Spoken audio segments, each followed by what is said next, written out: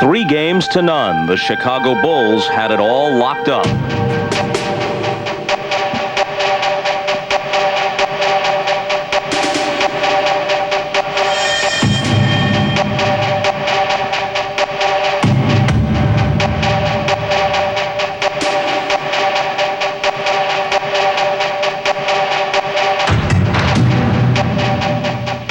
All locked up. And then came Game 4.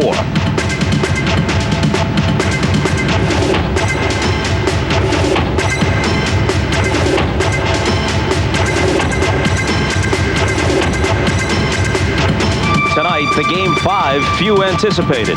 The Sonics have asserted themselves. And they've denied the Bulls a defining moment. There'll be no sweep in these finals. So for at least one more game, the prize remains unclaimed, still one win away. The Bulls hope that when the smoke clears tonight, they'll be taking the goods back home to Chicago. Game 5 next.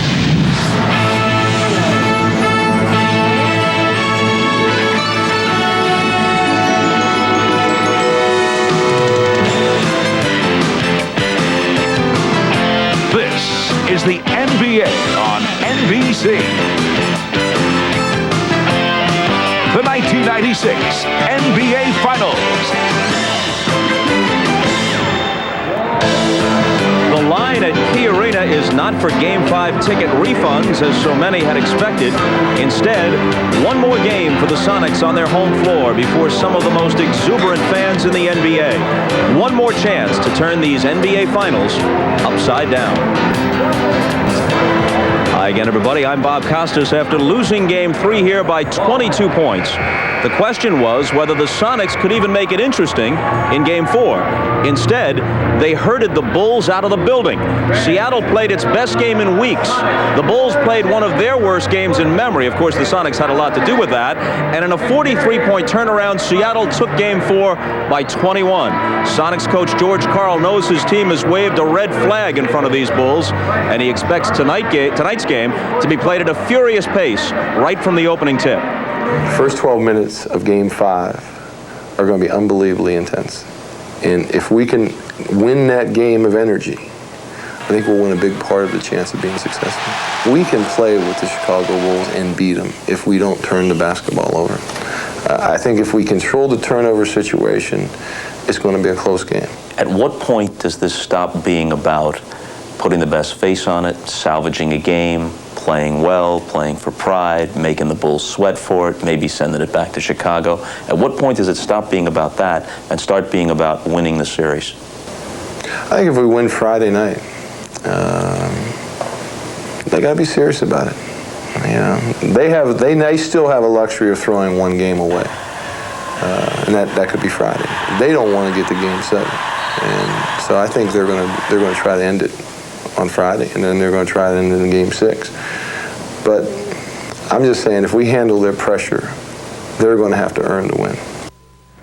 Well, the Bulls tried to get back into Game 4 by pressuring the Sonics in the second half, but Seattle stood its ground. We're getting set for Game 5. Michael Jordan and the Bulls still trying to finish off one of the great seasons in NBA history. While Shawn Kemp, who's been the most consistent performer in these finals, looks to put the Sonics on his back and take this thing back to Chicago. We'll hear from our game announcers, Albert, Gukas, and Walton next. The tip-off for Game 5 about 10 minutes away. Back we come to Seattle right after these messages.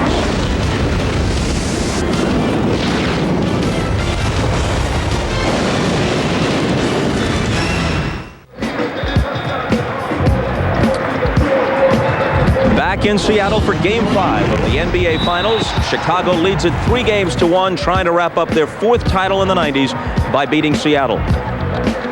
Michael Jordan had 23 points in Game 4. For him, his lowest ever output in a finals game. Much of it came with Gary Payton guarding him, though afterwards Jordan refused to give Payton credit, saying, "No one can stop me, I can only stop myself. I missed some easy shots." The truth is, Jordan finds the NBA's Defensive Player of the Year annoying. He views the sometimes brash youngster as impudent, and he would love to have a big game at his expense.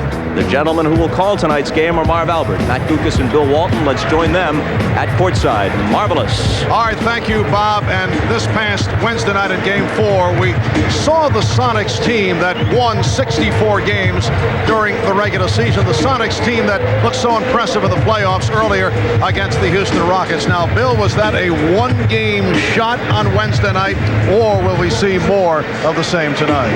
Marv, I think Seattle has finally found their long-lost game, but now they're going to have to do it against a Chicago team that will certainly be taking Seattle a lot more seriously from now on. In Game 4, Seattle rode the fabulous shooting that just kept getting better and better through the course of the game. Over the last 3 quarters, they only missed 17 shots. 4 times they got offensive rebounds on those plays. Sean Kemp was absolutely beautiful. He stuck with his power game and turned stats into impact and control. He made his last 8 shots. And then Gary Payton spread Chicago's defense early with 3-pointers. That opened up his driving game. He finished beautifully.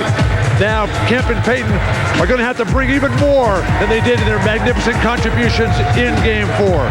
Now, the keys for Seattle: take one game at a time, play with confidence, hope, and poise, and don't make Michael Jordan mad at all.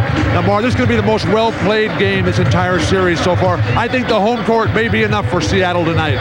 All right, and Matt, it's just so unusual to see the Bulls come off such a lackluster performance. Well, the Bulls are entitled to have a bad game. No excuses. Give Seattle most of the credit. But what was this? Breakdowns all over the place. Tony Kukoc just throwing a pass to nobody in particular. And then Jordan throws one to Scottie Pippen, but he wasn't in the game. And on the Kukoc miss of the long jump shot, Detlef Schrempf releasing, and Steve Kerr way too late getting back. Chicago's half-court defense lethargic as Jordan gets no support from Bill Wennington on the tight curl. And when Michael and Scottie combine for 10 for 36 from the field and 1 for 10 from downtown, you will get the rare Chicago loss. But I got to think we will see a much more determined Chicago team tonight. So once again, the Bulls are looking to wrap it up. The Sonics hoping to extend the series. Coming up in a moment, Game 5 of the NBA Finals.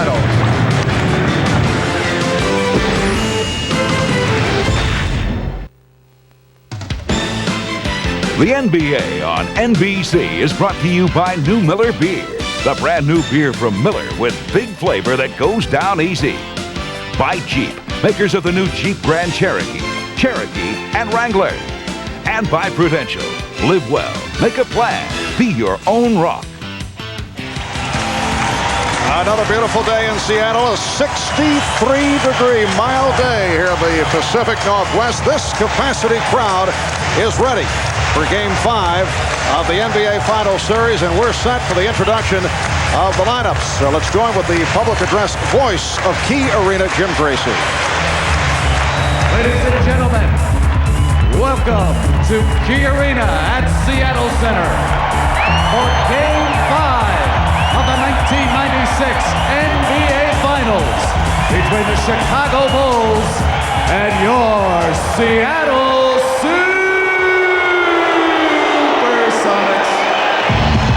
And now, ladies and gentlemen, time for the starting lineups. First of all, for the visiting Chicago Bulls. A 6'6" guard from North Carolina, number 23, Michael Jordan. 6'11" guard from Croatia, number 7, Tony Kukoc. A 7'2" center from New Mexico, number 13, Luke Longley. 6'7" forward from Central Arkansas, number 33, Scottie Pippen. And a 6'6" forward from Southeast Oklahoma State, number 91, Dennis Rodman. And the head coach of the Chicago Bulls, Phil Jackson.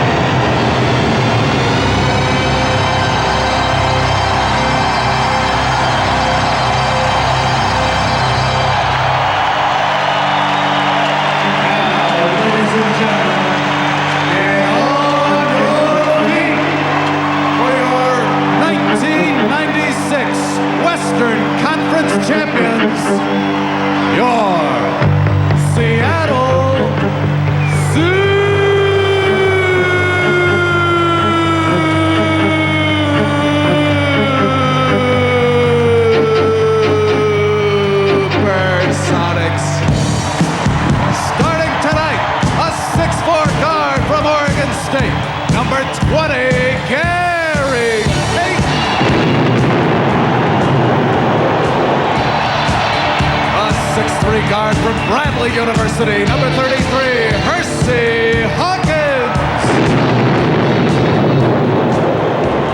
6'9" center from Penn State University, number 34, Frank Rikowski.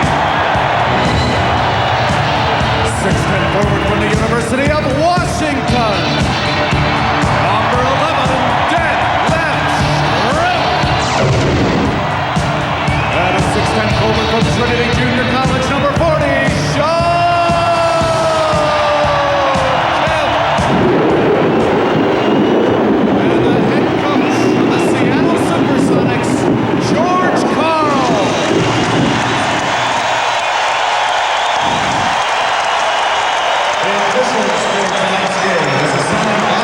Well, once again, this crowd of better than 17,000 hoping to ignite the home team. And as always, we have double coverage on the sideline. Ahmad Rashad and Hannah Storm. Let's check in first with Ahmad. All right, thanks, Marv. Before Game 4, I reported that the mood on the Bulls team was worried about the Sonics. Now, after getting whipped by them in Game 4, Scottie Pippen told me, well, we have seen the enemy, and it's still us. We just didn't play very well. Now, everybody on this team is tested, and you want to talk about being really tested, that's Michael Jordan. I tried to talk to him about the game, and he just said, I don't even want to talk about it. I'd rather express myself in the way that I play tonight. For the Seattle part of it, let's go down to Hannah. Thanks, Ahmad. Well, on this, the beginning of Father's Day weekend, an incredible sight awaiting George Karl on the bench as he came out before the game. This was a surprise engineered by his wife, Kathy, the presence of his 90-year-old father, Joseph Karl. Now, George told me he's asked Joseph to attend games hundreds of times, but he's been unable to come to a Sonics game in 4 years. He has a lot of trouble seeing and a lot of trouble walking, but he listens to every single game on the radio. George told me that his dad has always been his inspiration and will be again tonight for Game 5 as they hope to celebrate Father's Day a little early because on the real occasion on Sunday, George hopes to be playing Game 6 in Chicago. Mark? Thank you, Hannah. An emotional moment at the Sonics bench for the Sonics head man, George Karl. The officials, Hugh Holland, Jess Kersey, and Ed T. Rush. This is the crew that worked Game 2. That is Hugh, who has not been a favorite of the Chicago Bulls. Well, they have had their problems with it, but they can't worry about that right now. Phil Jackson telling us before the game he wants to take the energy out of this crowd and Sonics team. Luke Longley and Sean Kemp on the opening tip, controlled by Frank Rikowski, who is starting his second straight game. Irvin Johnson, the usual starter, did not start here on Wednesday night and has not seen much action in this series. Kemp going at Longley. Sean Kemp coming off a sensational game on Wednesday. 12 of 17, 25 points, and 11 rebounds, and he's given Seattle a 2-0 lead. Terrific way to establish yourself early. Go to a power move, make them respect that, then trick them later. Nice pass from Luke Longley for Tony Kukoc. Phil Jackson telling us earlier that Ron Harper will not play at all in the first half. Beautiful push by Rikowski to find Kemp. Harper bothered by the aching knees, and Phil would rather use him straight, and he's planning to go with him in the second half. So Kukoc in the starting lineup once again. They did so well with Tony starting in Game 3, so they don't really lose anything. But what a way to attack pressure. Frank Rikowski taking it about 60 feet, making a fabulous play. Here is Kukoc from 3. Tony Kukoc, who was 6 for 11, 14 points on Wednesday night, able to hit from downtown. You see the pressure being supplied by the Bulls here at the Star. Jordan and Payton going right at each other, but Kemp just schooling Luke Longley with quickness and balance. And Sean Kemp had hit his last 10 shots going back to the second quarter in Game 4. Nice pass. Rodman coming up short, but foul. The lead thrown by Jordan. Frank Rikowski on the foul, and Rodman will shoot a pair. The ball movement is terrific early on for Chicago. Kukoc, Pippen, Jordan, everybody touching it. Seattle gambling. They know Jordan's going to come out with a big game attempt. attempted takeover. That's going to leave Rodman wide open a lot tonight. Well, the bodies are more alive for Chicago in this game. They had to be more than they were in Game 4. And the way you get yourself going is defensively and extend that pressure up the floor. The scary thing is the Sonics are almost eating it up. They're looking forward to that pressure and want to attack. Well, Dennis Rodman, only a 52% free throw shooter during the regular season, able to hit on both free throws. Bulls with a 7-4 advantage with 2 minutes gone by in this first quarter. That intended for Kemp, leg block on Rodman, a new 24, given Seattle. Well, following defeats this season, the Bulls have won 10 of 11, 10 up and 1 down. That includes the playoffs. Sean Kemp looks spectacular in the opening moments here. I'd come right back to him and just wear him out on the offensive end for Seattle. Shrimp. Nice move, but way off on the shot. And here is Jordan. Michael Jordan on the breakaway. And the hop. Did he ever get up in the air? Great play by Dennis Rodman. Bulls 9. And the Sonics 4. Kemp to the crossover.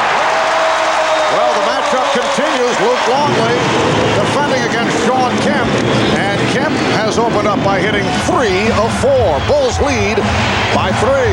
The quickness of Kemp on the excellent interior pass. Oh, the tip. Rodman missing on the first attempt and then able to hang in and showing how active he can be and tipping it home. Bulls 11 and the Sonics 6. Rakowski for 3. And a loose ball foul against Longley.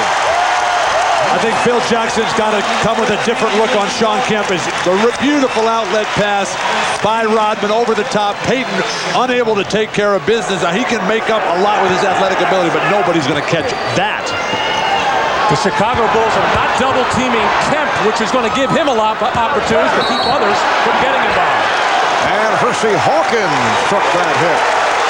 So Hawkins driving it to the basket, fouled by Pippen.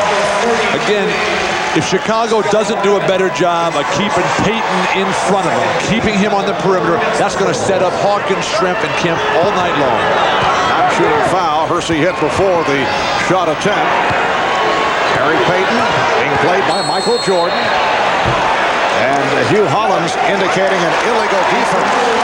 That is the first such call against Chicago. It's called on Dennis Rodman, who is guarding Rakowski, who was trying to lure him away from the basket.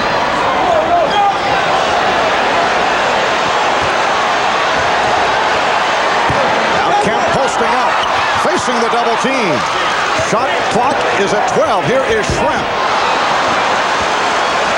Kukoc has got to go to the floor for loose balls. That's going to set the tempo for the entire team as he gets away with a traveling violation. Now Jordan gives it right back to Kukoc. Driving Longley. And the foul is called. Luke Longley surrounded. And the contact was made. Foul called on Kemp. Scottie Pippen just brought everybody together at the top of the key to let them know what he is trying to do. Scottie has really labored shooting the basketball in every area, so he's trying to move without the ball, work underneath the basket, do some posting up, and he's getting knocked around like a pinball in there, saying, hey guys, keep an eye out, I'm open. One of the reasons Scottie's labored, he's worn out over the last decade of playing championship-level basketball. The guy has not had a break at all. Jordan took that nice year and a half off, and it showed with fresh spring in his legs. It's Chicago leading 12-6. 4 minutes gone by in this first quarter. Hawkins off the screen. Rakowski tried the back tap, but it carried out of bounds, so the Bulls will get it back. Frank Rakowski's done some very good things. He's discarded the physical play. They've learned to ignore Rodman so far in the last game and throughout this game in the early goings. Nice, skilled contributions, Rakowski. Well, the Bulls have opened up by hitting 4 of their first 6 shots.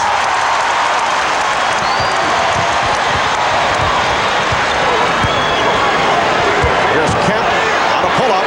Yes. It's been all Sean Kemp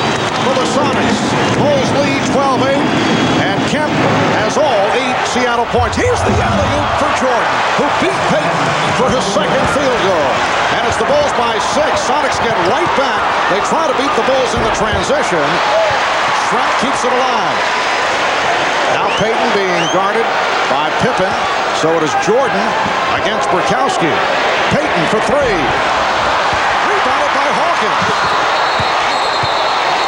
And the outside official, Hugh Hollins, indicating a kick ball against the Bulls. The Sonics will maintain possession as a timeout now is being called by George Karl. Well, a couple of times now, Michael Jordan has had the opportunity to take off and almost like on a trampoline. Perfect timing, perfect feed from Tony Kukoc as Michael Jordan, way above the rim, takes care of business.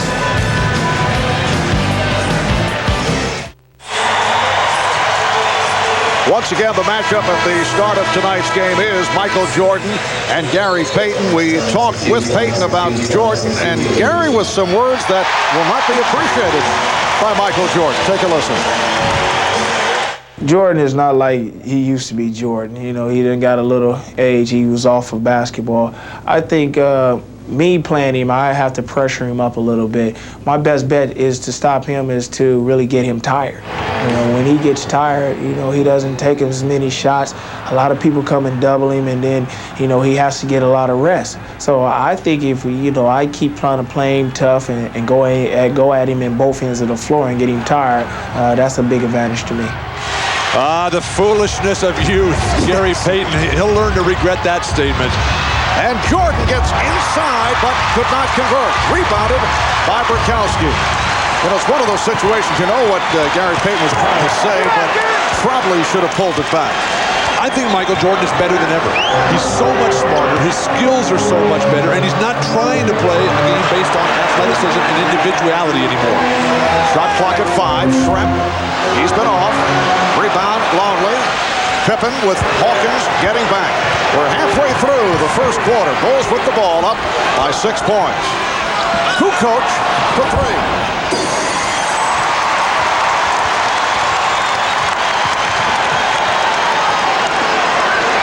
Schrempf feeling for Kukoc. Schrempf going at Kukoc and finding Payton. Not able to hit from downtown. Gary Payton just does not feel comfortable shooting the ball. 0 for 3 so far. Just rushing his shots a little bit. And actually triple team Schrempf on the play. Scottie Pippen called for the travel. Scottie Pippen coming off a 4 of 17 the other night, preceded by shooting 5 of 14 in Game 3. In fact, shooting only 35% for the series. Look at the Seattle breakdown. It's been all Kemp, 4 of 5 from the field. The rest of the club 0 for 8. Come right back to Kemp. Dump it in low. Let him go again. Sonics have missed 7 of the last 8 shot attempts. Payton going at Jordan. Could not get the shot off and is called for a foul and is very upset.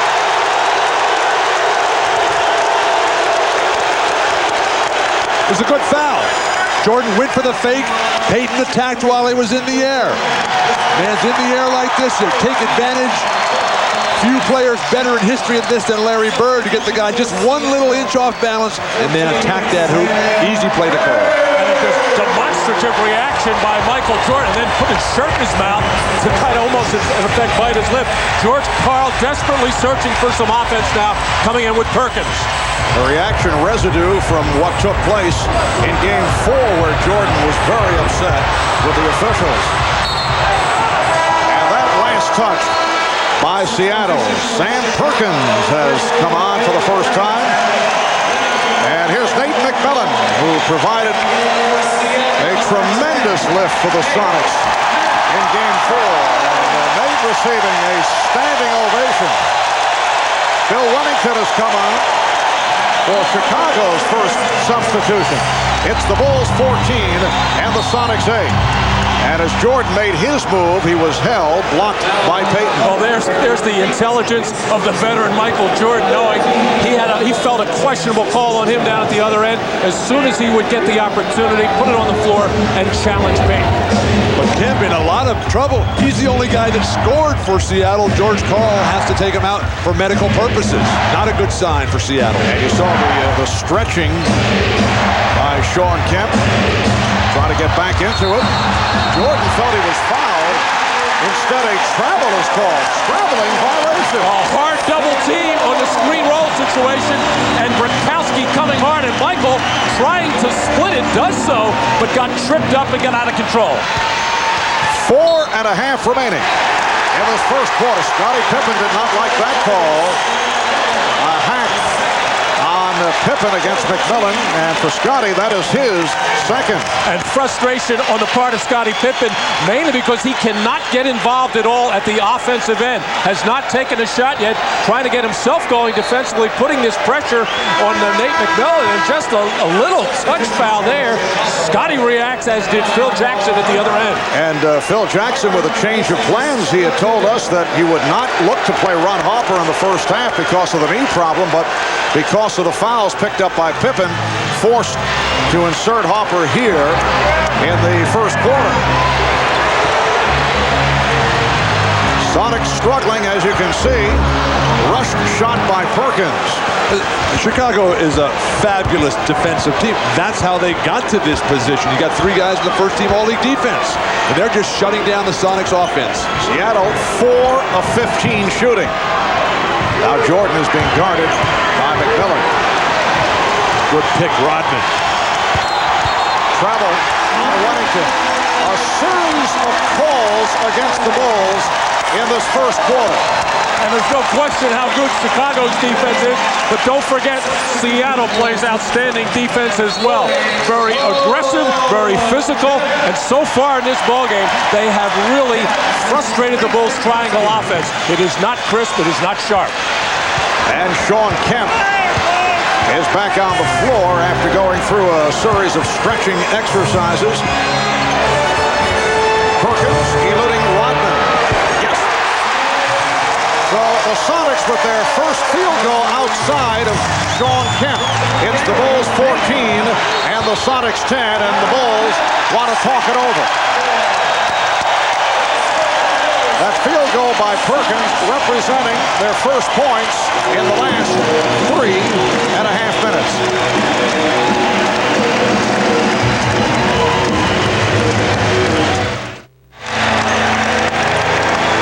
Scottie Pippen sitting down after collecting his second foul. He had said he would be more aggressive offensively tonight. You can see the struggle through this final series. He feels Wednesday night he was settling for shots instead of taking it to the basket, but as we touched on earlier, sore ankles and other injuries have certainly affected his quickness and his slashing ability. Well, Scottie was having a fabulous season up until around the All-Star break, and because of those injuries, his shot has really left him. He has been erratic this last third of the season. Steve Kerr has come on, and Steve, after having an excellent regular season and earlier play in the playoffs, has been off in the finals. Tony Kukoc with 7 points. Bulls lead 16-10. And that was a well-executed little play out of the triangle by Chicago, set up by the nice pick by Dennis Rodman. Payton and McMillan in the backcourt. Kemp, Trent, and Perkins are up front. So nice to see Michael Jordan up full court, 94 feet, man-to-man defense. Works like Scottie Pippen as hard as anyone on the defensive end. Seattle can't even get it in. They just did beat the 5 seconds. Nice pass, and Payton blows the layup. Steve Kerr intimidated him. Just under 3 minutes remaining in this first quarter. The Bulls lead by 6. Now Kerr played on the switch, shoots over Perkins. Kept alive by Jordan. Rodman really a non-factor in the first quarter here. Steve Kerr now 5 of 22 shooting in the series. Open shot for Kerr, and again way off. The save by McMillan. Perkins passed on the shot, and now Payton lays it home. What a job by Sean Kemp at mid-court handling the basketball against Michael Jordan. He gave him a little bit of a juke and then set up that fast break play. Longley is fouled. Longley going from right to left, held by Perkins. Percy Hawkins getting set to check back in. The decision-making ability of Sam Perkins. A complete player, Perkins can drain that three-pointer, but at the last moment on the shot attempt, dumped it down for the layup.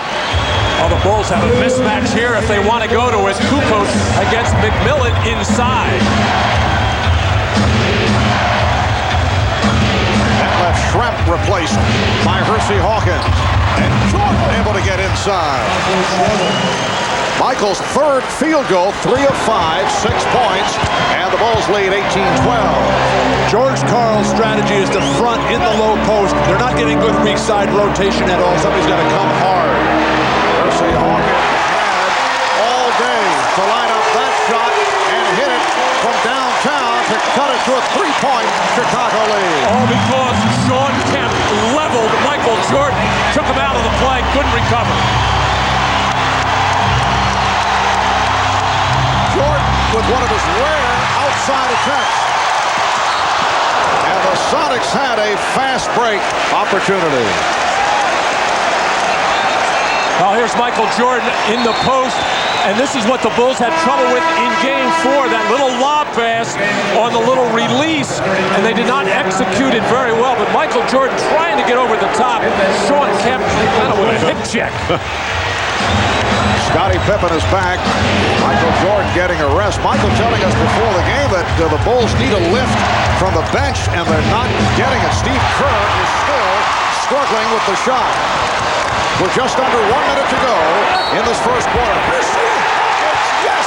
And it counts. Putting the hold on Steve Kerr. And Hawkins will go to the line with a chance to tie the game. Clearly the best basketball that we've seen during the finals this year. Sonics in transition. Kerr giving it up on the offensive end and then just flailing away Hawkins at the hoop. Lucky to get that foul. Looked like the offensive player initiated contact. Three-point play for Hawkins, who comes off a strong game on Wednesday. Sonics and Bulls tied at 18.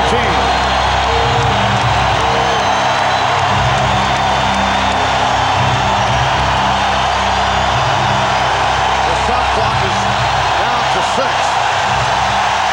Pippen fires for 3. Rebound Rodman. Kept alive by Kukoc.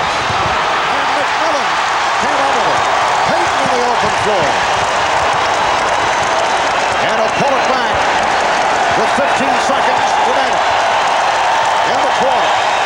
Game is tied at 18. Kemp shooting over Longley. That was not the shot the Sonics had in mind. Very poor execution at the end. And here is Pippen. Couldn't find a shot. But George Karl has to be very pleased with the Sonics coming from behind. This crowd is fired up once again. Sonics in the first quarter with 6 unanswered. And the game is tied at 18. You are watching the NBA on NBC. This is the NBA on NBC, the 1996 NBA Finals. Welcome back to Seattle. We're getting set for the start of play in the second quarter. The NBA and NBC Sports have teamed up and created the official website for the NBA Finals at finals.com. Game previews, player bios, video highlights, latest news on these two clubs. Plus, during our broadcast of the Finals, fans around the globe can interact with our very own cybercaster, Steve Snapper Jones. There is Steve online with commentary and answering fan questions during the game. Check it out, the official website of the NBA and NBC Sports at finals.com. Harv, I cut your act on there the other day. Very nice, very nice. And obviously, the NBC dress code does not apply to Snapper on the cyber broadcast. This is too much. They can't find the game ball.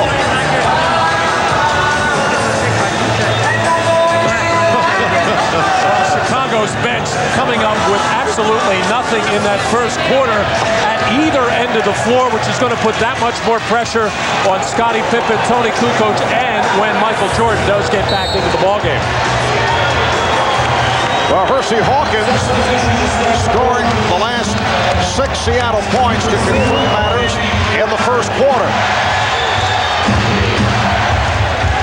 Randy Brown has checked in for the Bulls as Scottie Pippen opens up the second with his first field goal. It's the Bulls 20 and the Sonics 18.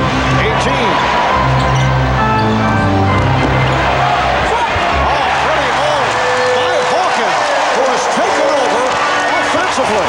And the game is tied at 20. Seattle has just taken Steve Kerr apart, and he can't get anything back on the offensive end.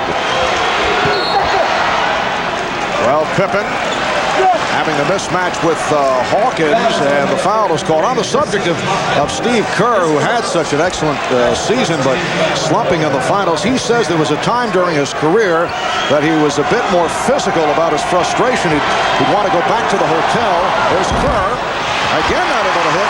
He'd want to punch holes in the wall, but he says he can't do that anymore because we stay in much nicer hotels these days. The way he's shooting it now, he might miss the wall. He is really thinking too hard out there. You can tell the way he's holding his follow-through. John Paxson, a former Chicago Bull player, now assistant coach and a great outside shooter, was telling Steve at practice yesterday, you've got to get your balance. Get your balance and let it fly. But once that mind takes over, it makes it very difficult to shoot the basketball. Illegal defense, the call for the second time, and so Hawkins will shoot the technical. But coming out of that quarter break, Phil Jackson going to 2 post plays for Scottie Pippen.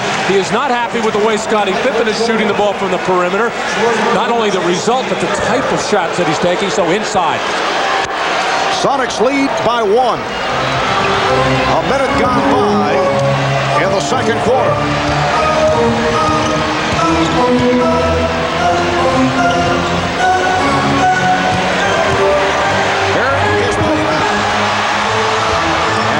Jordan, who just returned, coming up with that loose ball. Randy Brown had a very strong game down the stretch, although in a blowout. Pippen again from in close. So Randy Brown earning the early playing time. The other day, very active, a lot of energy, and the coach is pleased with the play of Brown. Marvin, it was his defensive play that got that ball back for the Bulls. Won't count. Foul called with Payton driving the lane and blocked off. I think Phil Jackson's going to go with Randy Brown more than Steve Kerr right now because Kerr just can't get it going. Bulls get a break that foul is actually called. It denied a Sean Kemp slam. And right now the referee's going to check. I thought Gary Payton shot that basketball as he was bumped by George Karl is out on the floor right now saying that he was fouled when he shot the ball, and I think he was. They want it in the act, which would be a shooting foul, and Karl is very upset. Here's another look at it. Well, Luke Longley stepping over to try to take a charge here, clearly moving on the play, and since the ball didn't hit the rim or the basket, the officials felt it may have been a pass, but now they are correcting the play, and Gary Payton, a poor free throw shooter at 62% in this series, steps to the line. Well, Payton has been off from the field, only 1 of 6, and now 1 for 1 from the line. He has 3 points. But poor is relative. I mean, if Shaq did that, people would be ecstatic. 62% for a point guard is poor. Sonics lead 23-22. 2 minutes gone by in the second quarter. Longley lost it. Crowd was looking for a travel on Longley.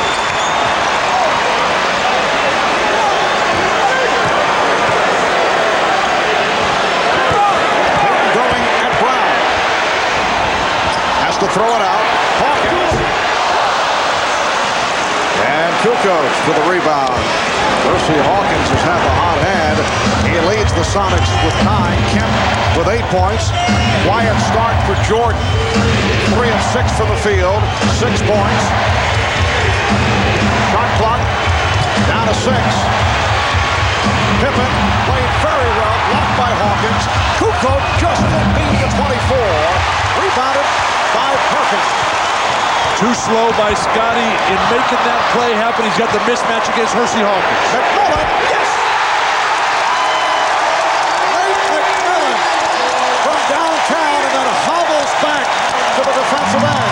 Barb, I was talking to Nate. He said that his contributions had to be more than emotional today. He had to start playing good basketball again. That's very hard to do with that injury.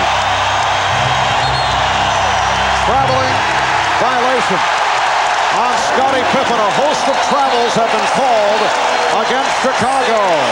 Well, when you have a bad back and bad legs, it is so difficult to shoot the ball from the perimeter.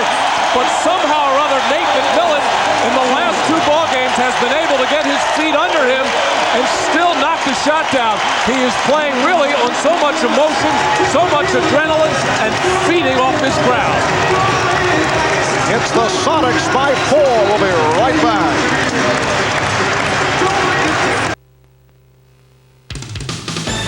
The NBA on NBC is brought to you by Budweiser, official sponsor of the 1996 Olympic Summer Games. This Bud's for you. By Chevrolet Trucks, the most dependable, longest-lasting trucks on the road. And by Microsoft. Where do you want to go today? Back at Key Arena in Seattle. George Karl and his Sonics with their biggest lead of the game, up by 4 as they have turned it around once again. You see the struggles over the first 3 games when they were trailing 3 games to nothing. And in game 4 with that stirring victory, shooting 56%, a 107-86 win over the Bulls. You saw the numbers change around dramatically, and tonight the Sonics receiving balanced scoring. Hawkins with 9 and Kemp with 8. The Bulls have led by as many as 6, and the Sonics now by 4 with 3.5 gone by in the second quarter. And a reaching foul is called on Steve Kerr. Well, Steve is trying to make up for some of the problems the season's having at the offensive end by being more aggressive at the defensive end. Although Hersey Hawkins, not known as a one-on-one player, still can take the ball to the basket and excellent using screens. Left Shrimp. Rebound, Sean Kemp. Rebounded by Luke Longley. Dennis Rodman continues to be a non-factor. Scottie Pippen is trying to shoot his way back into it. Michael Jordan, yes, and it counts. And he'll head to the line looking for his 9th point. Hugh Hollins in a discussion with a couple of members of the Sonics and maybe handing out AT. The technical on Nate McMillan for throwing the ball at Dennis Rodman on a little bit of an exchange underneath. Dennis loves to just get tangled up. Dennis put the ball right in his midsection. I don't want that ball. Again, Dennis Rodman initiating the play, yet the second one so often the one detected. No question that Dennis instigated that, and then McMillan was the guy who was seen and was called for the technical foul. Seattle has really improved through this series at learning to ignore Dennis Rodman. They really came to the front in game 4 tonight. That was the first altercation, and now they come right back and tag Dennis. So the foul on Rodman is first. Well, Dennis Rodman always aggressive on the offensive board there. That was a makeup call. That was for pushing the ball in Nate McMillan's stomach, but that was not a foul. Sonics by 1. Kemp looking to do it off the dribble, then try to backdoor pass, and it's a kick ball. So the Sonics get the reset of the clock, a new 24. Sean Kemp's playing at a faster speed, and the rest of his teammates, they need to catch up to him.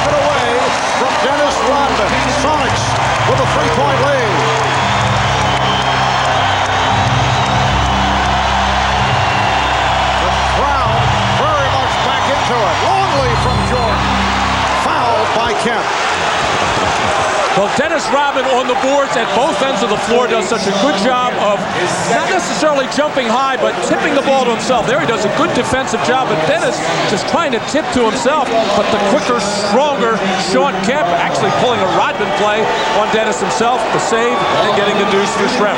Dennis does not look sharp. He almost looks old tonight. He is 34, 35. He has hit the 35 mark, Bill. Be precise. And has not been as active as we usually see. Well, you would think that after that embarrassing moment of Game 4, that Rodman and Pippen and Jordan would come out with so much energy and so much enthusiasm and spring. We've seen it with Jordan. Pippen's had some good plays. It has not been there from Dennis Rodman tonight. Sonics 28, Bulls 27. Marv Albert, Matt Lucas, Bill Walton with the Bobber shot and Hannah Storm working the sideline. Foul is called. Sonics looking for a goaltend. Bob Costas with us. We'll hear from Bob at halftime. In fact, a close-up look at that man, George Karl. As Bob sat down with George, who always has intriguing things to say. Luke Longley is called for his third foul, and Sean Kemp will shoot a couple. Kemp on the line for the first time tonight. He's been fabulous from the line throughout the playoffs. He has made 13 in a row so far in these finals. And he is so active around the basket, so difficult to defend, and it's a tough decision for Phil Jackson to really take that double team off, because you know you're going to give up points and you know you're going to give up free throws to this man, but what you do is keep other people out of the game when you don't double team. And so marvelously conditioned as well, as Luke Longley's getting an earful from Phil Jackson. Sean Kemp can play all day like Michael Jordan, and as the strain of the playoffs wears on, he'll continue to shine. Yes! And it counts. So Michael getting very serious here in the second quarter. Another three-point opportunity. Jordan going to the left hand against McMillan, and then able to hit. Draws the foul. We'll be back in a moment. Well, Dennis Rodman showing the frustration that he's going through right now with the way he is playing and the way the team is playing at this juncture. But Phil Jackson, who has been so careful to avoid public confrontations with Dennis Rodman, going over there and settling Dennis down. Actually, before that, Michael Jordan had some words with Dennis out on the floor about banging the ball, knocking it away from the referee, saying, hey, just play basketball. Seattle has come all the way back, and they're playing such good ball right now. Sonic basketball, terrific defense. They need more offense out of guys other than just Kemp. They haven't made a lot of shots tonight, Marv. They've already missed 18 shots in this game. The last three quarters of Game 4, they only missed 17 total. 11 of 29 from the field, 38%. Bulls now 44%. Jordan completing the three-point play, so he has 11.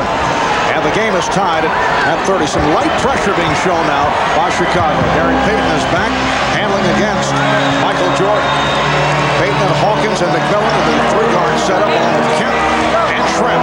6.5 to go in this first half. It is Game 5 of the NBA Finals. Sonics trying to stay alive, hoping to send the series back to Chicago. It won't count. Foul before the shot attempt. And the Bulls, of course, trying to wrap it up here in 5 tonight. Foul was called on Rodman. That is his second. And the Bulls are now over the foul limit. The Sonics have 4 team fouls. And a delay of game warning on Chicago. They've switched Dennis Rodman now with Longley on the bench. He wasn't getting it done. The next choice. Oh, that's an initiation of contact by the offensive player, Sean Kemp, who was standing right there. The play called, though, on Dennis Rodman. Well, Dennis Rodman does such a good job of guarding bigger, stronger players. Like a Shaquille O'Neal, I say good job, that's all relative, because he has a good low base and knows how to play post defense. The problem regarding Kemp is he's so quick and explosive. Well, Sean Kemp finally misses from the line. Sonics lead 31-30. The good defense. Hawkins making him bring it back away from Jordan. Steve Kerr getting the playing time here in the second quarter. Nice feed from Kerr to Kukoc. Tony Kukoc continuing his consistent scoring right throughout the finals. And the Bulls now lead 32-31. Kukoc with 9 points.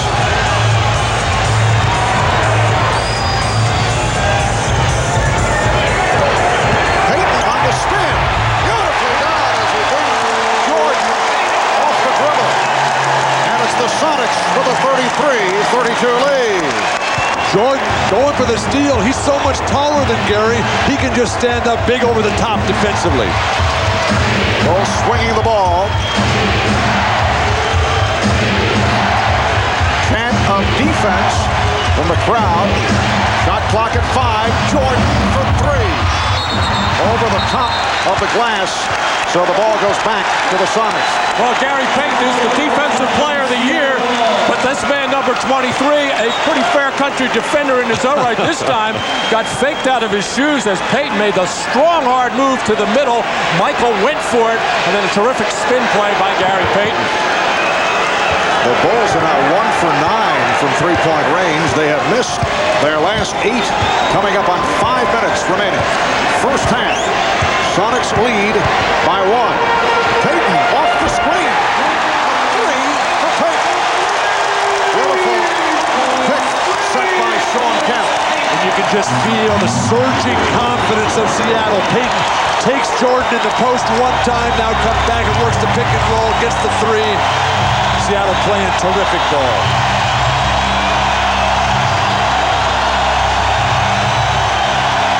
Shot clock down to 5, and a foul on McMillan.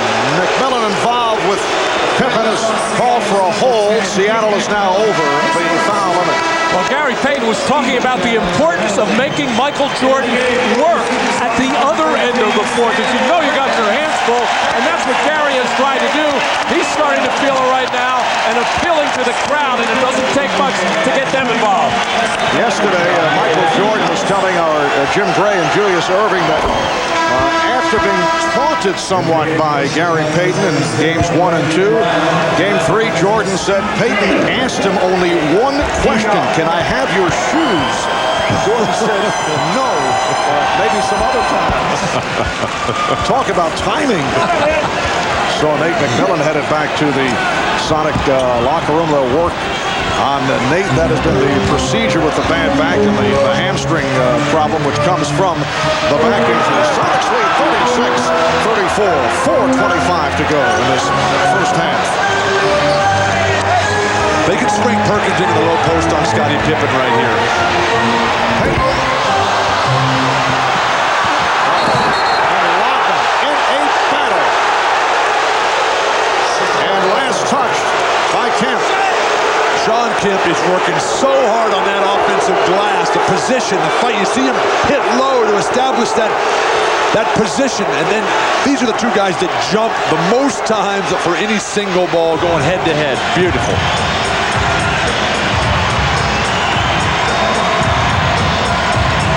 Pippen for 3. And a foul is called. Now a 3-second violation on the ball. Chicago just can't even get a clean look from beyond the arc. Every shot is being challenged right now by Seattle. But that's what Seattle does. They're so good at double-teaming the ball, shutting down the initial play, and then closing out on the swing of the ball. And you see the assist-to-turnover ratio. Seattle doing a good job. Sean Kemp always in danger. He puts that ball on the floor, but that time a reach-in foul called. It's on Randy Brown. Actually, Kemp made a nice little ball fake on a cutter on the baseline, which Dennis Rodman honored. He realized he was fooled on the play and tried to get back and take away that hard move to the lane. He took the bump from Kemp and flopped and did not get the call. Well, Sean Kemp has now missed his last 2 free throws. Here's another look at that last sequence.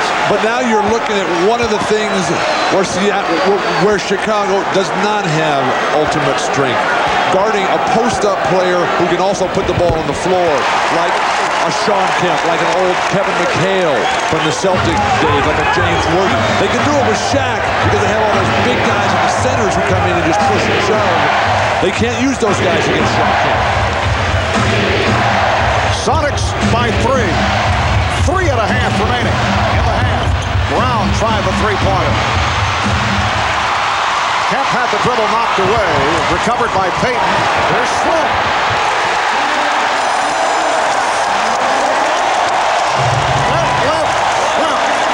Providing a 5-point Seattle lead. And Chicago calls for time.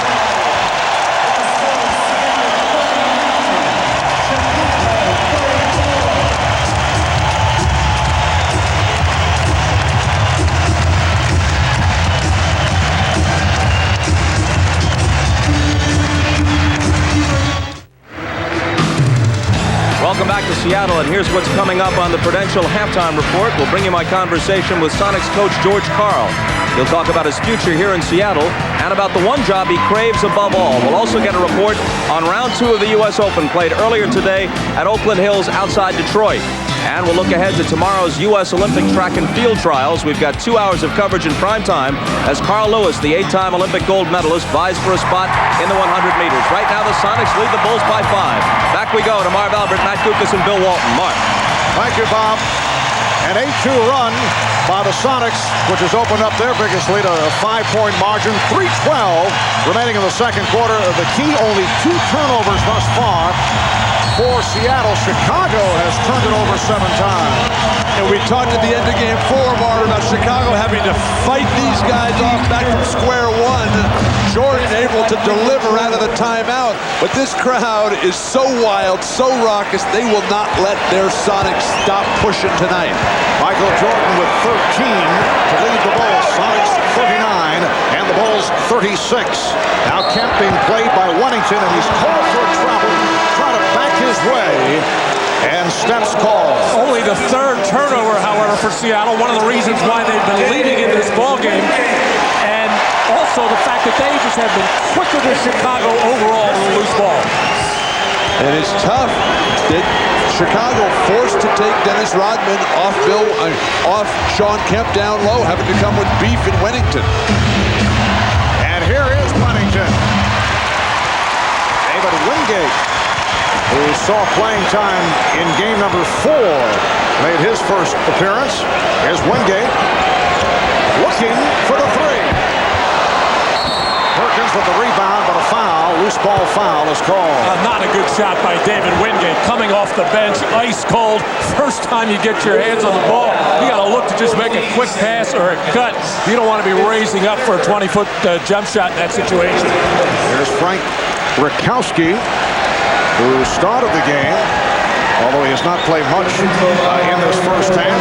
He returns, replacing Sam Perkins, who just collected his 3rd foul. Marv, it's amazing to me that Seattle's only got Sean Kemp 7 shots. Yeah, they are dumping it down to him a lot. He has taken 6 free throws. Sean Kemp, he's playing so well, so far above everyone else, his teammates. He should be taking at least 15 shots in this first half alone.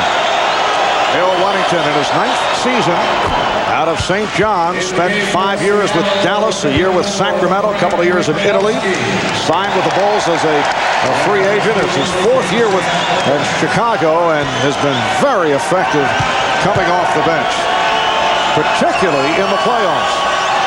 Well, I thought Hersey Hawkins had a nice little run there at the end of the first quarter to chip in with the scoring, and Gary Payton has since come alive. Shrimp. Rebounded by Rodman. Jordan behind the back to beat Rakowski. That goes right at Wingate. What a move by Michael Jordan. And he's tied the game at 39. How about the crowd reaction to that? Here's Kemp right. Sonics 41 and the Bulls 39. Kemp with 14. Jordan has 15.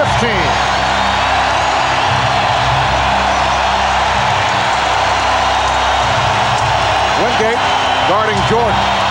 Off the fake. Rebound Pippen. Well, Scotty showing the lively legs, but could not convert on the reverse. Just not the second jump, though, for Scotty, who's, Jordan beaten badly back door defensively. Harry Payton got the step on Michael Jordan, and it's the Sonics by 4, coming up on 1 minute remaining in the first half. Jordan now played by Flem, and away from the ball, foul being indicated by Jess Kersey. Well, on the fly pattern to Michael Jordan on the catch, realizing he had a defender there, able in midair to collect himself, go behind his back, and gather himself and still finish the play. A spectacular Michael Jordan play. A little bit of everything. You go high to catch the ball, you land, you change direction in midair. 2 or 3 different times. You shoot on the way back down.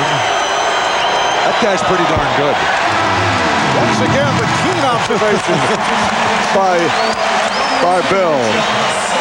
David Wingate picked up the foul, putting Scottie Pippen at the line. So Pippen is now 2 of 3, has only 6 points, 1 rebound, 1 assist in his 20 minutes of play. John Sally replacing Bill Weddington. Phil Jackson realizing Weddington cannot handle Kemp inside, and consequently the rest of the Bulls defense always looking to help out. That's why they're leaving openings. Sally the better defender. Again, the pressure against Payton. First it was Jordan, and then Pippen, and Payton able to handle it. Bukowski tried to hit the cutting Payton, but that pass off the ball. That was a beautiful pass, I thought, though, Marv. Payton just not ready for it. And here is Steve Scheffler with an early entrance to give Sean Kemp a rest. The reason we're seeing Scheffler at this point is because Perkins has 3 fouls, and George Karl wanted to get Kemp out of there. Did not want Kemp to pick up a 3rd before the half. Like good isolation, Scotty should just take him right to the hole. Hey, Tony Kukoc. Well, Kukoc going at Scheffler, called for travel. Very anxious to set it up in the post-up mode. So the Sonics get it back with a half minute to go in this first half. 22nd timeout taken by Seattle. It's the Sonics by 3, and once again receiving a standing ovation. 22nd timeout has expired. Here are the Bulls moving back onto the floor. Michael Jordan, 7 of 12, 15 points, 9 of his 15 in the second quarter. Sean Kemp sitting down for the final half minute of this first half. He leads Seattle with 14. Gary Payton, after the slow start, coming on with 9 of his 11 in the second quarter. Good psychological move right now would be to let Gary Payton go right at Jordan, but they can't even get the ball inbound. Well, how disappointing. Rare turnover, though, by the Sonics, who have handled the ball very well in this first half. But the Bulls get it right back, setting up for a final shot of the half. Jordan fires. And the Sonics lead by 1. 10 seconds to go. First half. We are down to 5. Pressure on the ball, slowing up Payton, able to penetrate. And that is the end of the first half.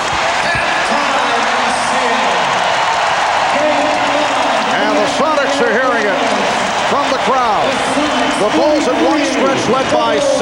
Sonics able to come from behind. They have a 1-point lead at the half. Back in a moment with Bob Costas and the Prudential halftime report.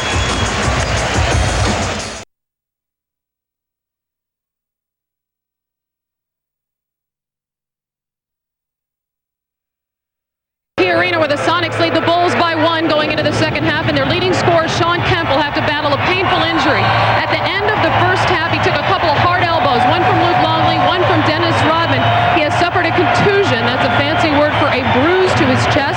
The team doctor, Richard Zorn, told me he's in quite a bit of pain. They did ice the chest to give him some anti-inflammatory medication.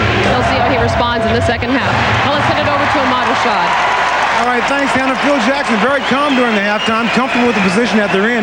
He wants his team to be more patient on their offense and try to get some backdoor plays because Seattle is overplaying them. He also emphasized the importance of making their free throws. Marv? All right, thank you, Ahmad. It's a 43-42 Sonics lead. On the subject of Chicago free throws, 11 of 15 from the line in the first half. Kukoc, and he's hit by Shrimp, or perhaps a traveling violation. The outside official, Hugh Hollins, calling the travel as Ed Rush underneath was indicating a foul. And that was not a smile of joy on the face of Phil Jackson there. He does not like that call. Yes, Tony Kukoc did fumble the ball, but I don't think he moved his feet. You turn a 3-on-1 fast break into a traveling violation. Ouch, that's an ugly start for Chicago. Hawkins and Payton open up in the backcourt. A bad shot by Hawkins. Kemp up front with Rakowski and Shrimp. Pulls with Longley at center. Here's Pippen trying a three. Pippen, Jordan, Longley, Kukoc, and Rodman on the floor. And trailing the play, a foul has been called on Rodman. Rodman with a hold. He was reaching out. Mixed up with deadlift Shrimp there, the outlet. Rodman impedes his progress up the court. Easy play to call, goes on so many times. Jess Kersey has seen enough. Shrimp posting Kukoc. Oh, sweeping hook by deadlift Shrimp. The Sonics 45 and the Bulls 42. Minute and a half gone by in the third quarter.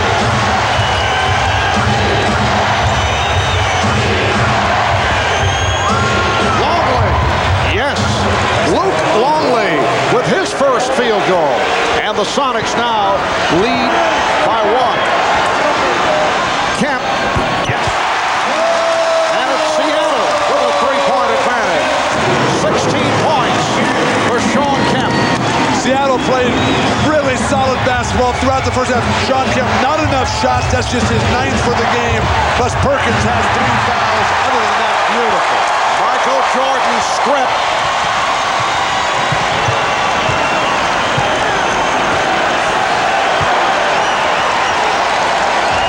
Shrimp backing Kukoc. Shot clock at 5. Hawkins gives it back. Hawkins gets it off.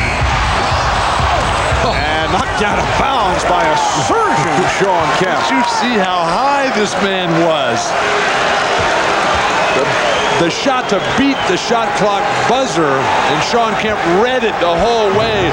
Dennis Rodman, Luke Longley not doing anything to keep him off the glass. Well, Phil Jackson very much concerned with the way Chicago running their offense right now. Wants to get a little bit more patience and better shots.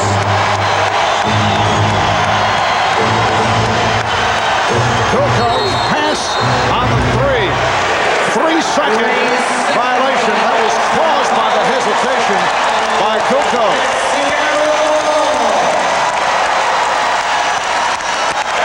A moment ago, Sean Kemp over the top of Scottie Pippen, who regularly gets above the rim himself. Well, 3 turnovers on the Bulls the first 3 minutes of this third quarter. Kukoc got a hand on it, recovered by Payton. Now the shot clock at 5. Payton is fouled by Jordan. Blocking foul, no argument there. And for Michael, his second. Well, a couple plays before the Sonics going inside to Shrimp against Kukoc. This time, Tony did a much better job to stop that. But now with the shot clock winding down, Payton trying to create, and Michael picking up the foul. Seattle should come right back to Gary Payton. He just draws a foul. Double foul away from the ball. Rakowski and Rodman uncalled for. Well, something here beginning to brew. They were quiet earlier, but Rakowski and Rodman getting involved. Well, Dennis puts his chin and face right under the forearm of Rakowski, and Rakowski trying to create some space for himself can do nothing but hit Dennis Rodman. The 4th on Dennis, and that spells problems, big problems, for Chicago. Well, suddenly the Bulls are facing a difficult situation. You have 4 on Rodman, who is apparently drew blood and That's what he is complaining about. You have Ron Harper, who's hurt because of the aching knees, has seen limited action. You have a situation with Scottie Pippen obviously hurting, and he is off his game. And the Sonics have a 3-point lead as they look to come back into the series, hoping to send it to Chicago for a 6th game Sunday. Finding Hawkins, the Sonics with a 49-44 lead. Kemp one time with the pass, Gary Payton with the taking of Michael Jordan. Sonics playing their game. And here is Jordan, too strong. Rebound Smith. Kemp ahead of the field, and he is fouled by Pippen. And Kemp hits the floor. And right after that play, as Rodman came in, gave a little extra bump to Gary Payton, who objected to that, got right up into Dennis Rodman and rebumped him. The Sonics are so much better when they are just playing free and loose and reacting to whatever the situation is rather than set stuff. Pippen just trying to stop the easy lay-in. And then right after this, Rodman and Payton right in each other's chest. The Sonics have outscored the Bulls 9-2 in this 3rd quarter, and we may have reached the point where the Bulls need Michael Jordan to try and take over. They are down by 6. 8:02 to go in the 3rd. We'll be right back.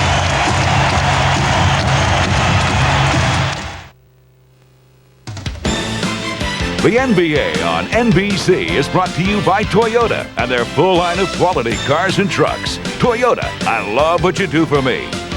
By Castrol Syntec Blend, added protection for severe driving conditions. And by Miller Lite, with a great taste of an ice-cold Miller Lite, life is good. Welcome back to Seattle. 4 minutes gone by in the 3rd quarter. The Sonics now lead by 6. Let's check in with Hannah Storm. Hannah? Marv, a few moments ago I told you about the elbows that Sean Kemp took to the sternum. It is still very sore. Trainer Frank Ricardo told me that Sean is going to have to continue to keep an ice pack on that chest to try to numb that injury for the remainder of the game, but he certainly appears to be playing just fine. Marv? Yes, he does. Look at the stat line. 6 of 9 from the field, 5 of 7 from the line. He had hit 15 straight free throws at one stretch. 5 rebounds, 17 points in all for the 4-time All-Star in his 7th NBA season. Sean Kemp, who has come such a long way during the course of the playoffs. In terms of perception, how I'm sure he's being received around the country. Well, he's turned his incredible physical capabilities into impact, control of the game. He's playing with discipline, not trying to do anything wild out of his repertoire, but you can just see how this whole thing has turned around. Seattle's coming out. They're anxious to get back out on the court. In Chicago, they're walking around with very long faces right now. Foul on Trent, and the Bulls will get a new 24. It is a 7-point Sonic lead. It represents their biggest lead of the game. They double up on Kukoc. Pippen. Scottie Pippen. Nice move. Passing on the outside shot and going to the drive. During that last time out, Phil Jackson spent about 95% of it just talking with his assistant coaches away from the team. I think he wanted the players themselves to start to get together and figure this thing out for themselves. This is not so much about strategy and X's and O's for Chicago. They're just being out-hustled at this point. Here's Pippen. Not able to find the range, but Rodman able to keep it alive. Pippen is now 3 of 9 from the field. Jordan off the screen. That was a 3-point attempt, and he was fouled. He will go to the line. Although Jess Kersey and Hugh Hollins involved in a discussion, and it is called a shooting foul. That was the point of the discussion. Foul on Payton, his 2nd. I think part of the discussion was here is that maybe Luke Longley or somebody else got fouled on the screen in that situation, but clearly Michael got ticked on the shot attempt. But why foul him? Chicago's 1 for 11 from behind the three-point line tonight. Make him make one before you start jumping at him. Never foul jump shooters. So Michael Jordan with 3 free throws. He has 18 points in all. He's coming off the 6 of 19 the other night. Chicago Bulls fans like to point to the 1993 conference finals against the Knicks. Jordan 3 of 18 from the field in game 3. And then in game 4 came back with 54 points on 18 of 30 from the field.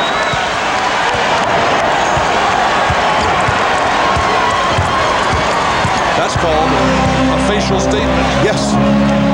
Sonics lead 51-49.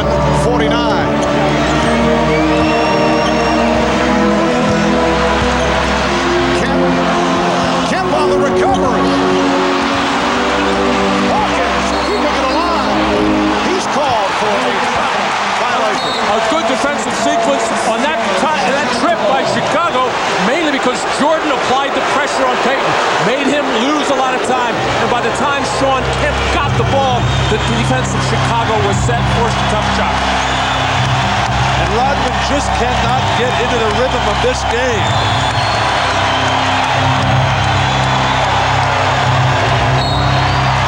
Foul committed by Bukowski. Sure, Frank also appreciated the encouraging pat from his good friend Dennis Rodman. Bukowski called for his 3rd.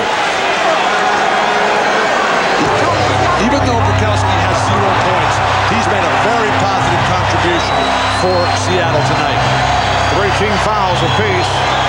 Now the matchup is Kemp with Rodman. And a foul. It is on Hawkins. Well, for some reason, Shawn Kemp switching over to Dennis Rodman for this particular play, and then a hard pop right into the chest of Dennis Rodman, and one of the rare times that Dennis did not flop. He actually got hit. Well, there was a foul away from that situation called on Hawkins.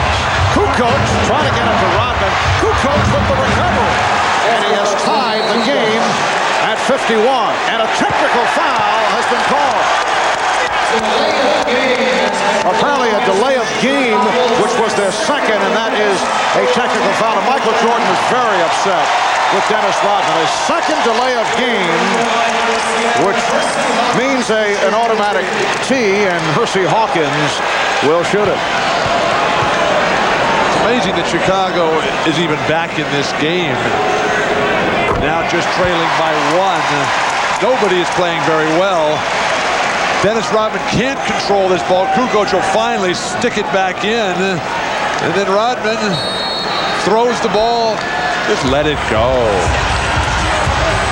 And you see Michael's reaction, upset with what he felt was just unnecessary. Kemp with a crossover. Ed Rush looking for help as to who deflected it out of bounds. Last touch by the Bulls. Good job by Michael Jordan to get a hand in there and knock it loose. When Shawn Kemp does drop that ball below his waist in any situation, he becomes very careless with it.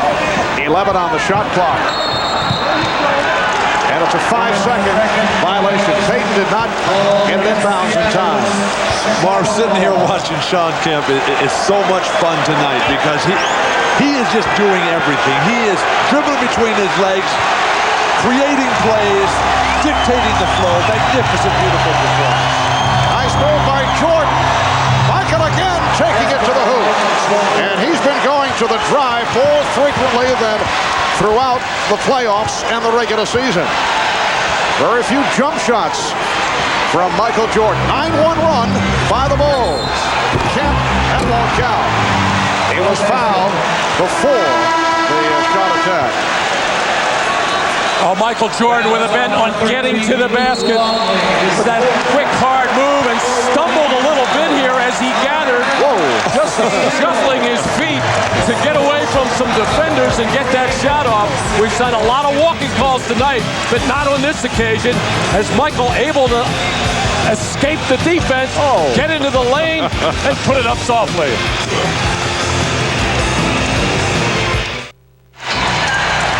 A reminder, tomorrow, 12:30 p.m. Eastern, NBC Sports will continue its coverage of the 96th U.S. Open. The current leader, Payne Stewart, 2 under par. He'll be trying to hold on to his 1-stroke lead over the rest of the field. Greg Norman with a 66 tied for second place at 1 under. How will Greg handle it the rest of the way? The 96th U.S. Open from Oakland Hills Country Club tomorrow, 12:30 Eastern, 9:30 in the West, right here on NBC. Let's check in with Ahmad Rashad. All right, thanks, Marv. During that timeout, Phil Jackson telling his team just to maintain their poise. The one thing he didn't want to happen is let the game run away from them right now. Just continue keeping their poise. They're in good shape. Marv? All right, thanks, Ahmad. Bulls with a 1-point lead with 5:05 remaining in this third quarter. 3-second violation called, and the Bulls will get it right back. That was on Sean Kemp.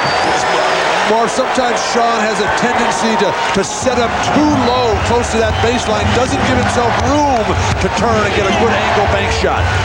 Nick McMillan is back on the floor for the Sonics. Bill Wennington is in, replacing Luke Longley, who left after picking up a 4th foul. Nice turnaround jump shot. Wennington with his first field goal, and the Bulls now lead by 3. Set up by a beautiful fake on the hard cut by Jordan. The defense all looked at Michael, left Wennington all alone.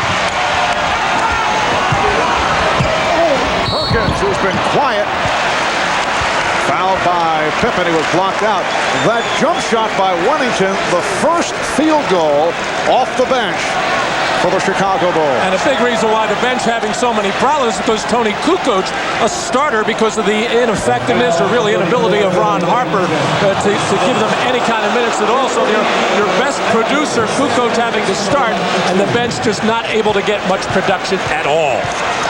And it doesn't look like Harper's going to be much of a factor the rest of the way. I mean, he is so tough. He's got that impingement syndrome in the good knee, the one that was not surgically reconstructed. Is the bench scoring not much from either squad. Time to go with the big guns. Ron Harper, a very important player for the Bulls right throughout this playoff run, in particular from the defensive end, and also was able to contribute offensively. Bulls lead by 1. 11-3 run by Chicago. Good pressure by McMillan. Shot clock at 6. Trouble on Wellington. The Seattle defense, that's what we've seen all year long. 64 victories in the tough Western Conference, 10th best record of all time. They're pushing, they're swarming, forcing Chicago into careless turnovers. This is about as animated on the court in public view we've seen the Chicago Bulls, showing the concern. Players talking to each other, screaming at each other. Here is Schlepp. Yes!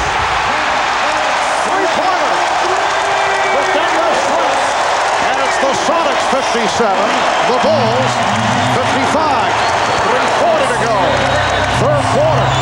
Pippen had it knocked away by McMillan. It will be Chicago ball. Even when Nate McMillan isn't doing anything, just his presence on the floor picks up the other 4 players. They get more aggressive defensively. They're more confident at the offensive end. And oh, what it does to this crowd. They get unbelievably loud. Nate McMillan hobbling back to the top of the key, and he is hearing it from the crowd once again. Steve Kerr back on the floor for Chicago. Good hands by Schlepp. Good time for Chicago to clear a side for Michael Jordan. Let him, the great player, the MVP, the reason why the Bulls are here, let him get the Sonic fans back in their seats. Well, the acoustics here at the Key Arena are excellent. Just how loud is it?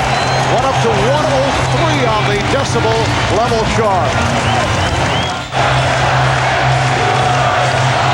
We were just discussing the on-court animation by the Bulls. We've seen Pippen get involved. We've seen Jordan, of course, Phil Jackson on the bench on several occasions.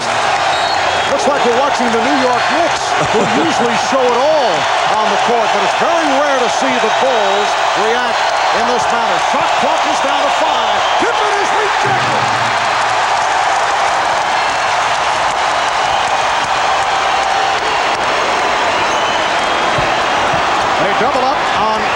Kemp. Perkins for the scoop. Yes! But will not count. The foul before the shot attempt. Marv, it's time for Scotty and Michael Jordan to stop pointing at their teammates. Scotty's got 9 points, Michael Jordan 22, which is very good in this extremely low-scoring game. But hey, you win with your star players playing great. Very difficult to win on the road. They got to show better leadership and build guys up rather than tearing them down, which they're doing right now. Foul committed by Scottie Pippen. That's 4 on Pippen and Rodman. Sam Perkins extending to a 3-point Sonic lead. Here's Tony Kukoc back, replacing Bill Wennington. So the Bulls now have Kukoc, Rodman, and Pippen up front with Jordan and Kerr in the backcourt. And Scottie Pippen looks like he just does not have the strength in his legs or the quickness, because he is unable to go by Detlef Schrempf right now, who is not that strong an individual defender. They are on their feet at Key Arena, ready for the defense.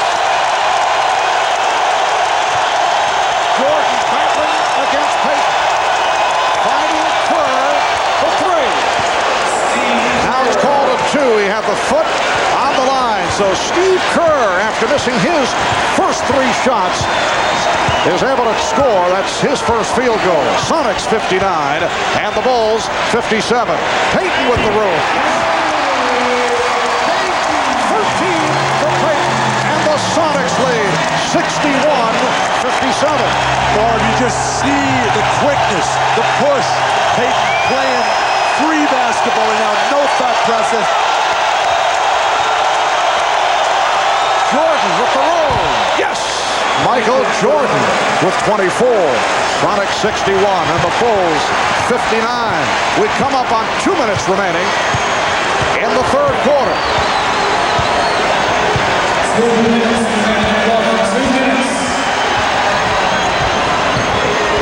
Shot clock at 5.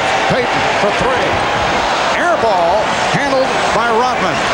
Oh, look out. That pass thrown behind Jordan, saved by Kerr. And here is Jordan.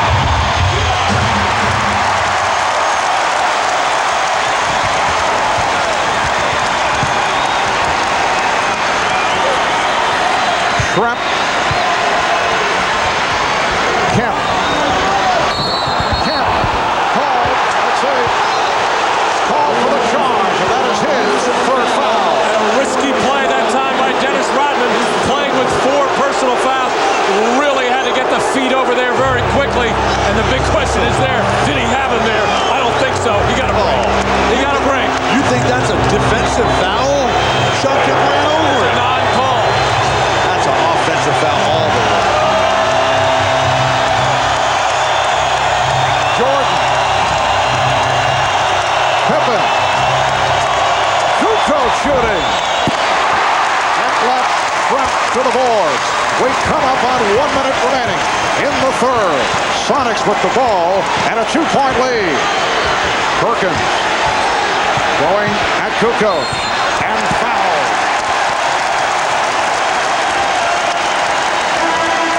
Seattle is the quicker, the hungrier, the fresher, the younger team right now.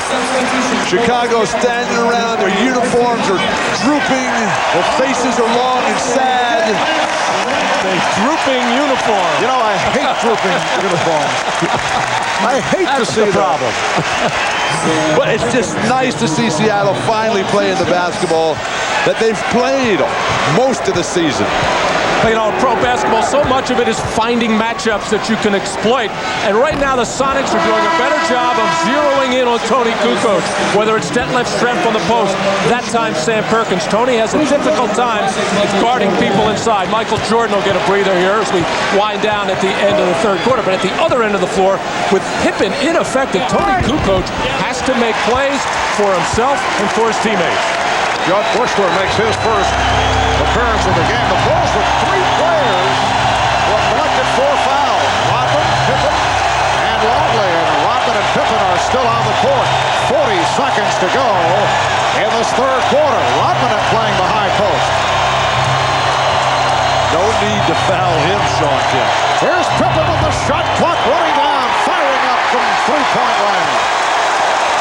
seconds to go. Third quarter. Sonics have a three-point lead. Perkins going at Bushwood. Rebounded by Rodman.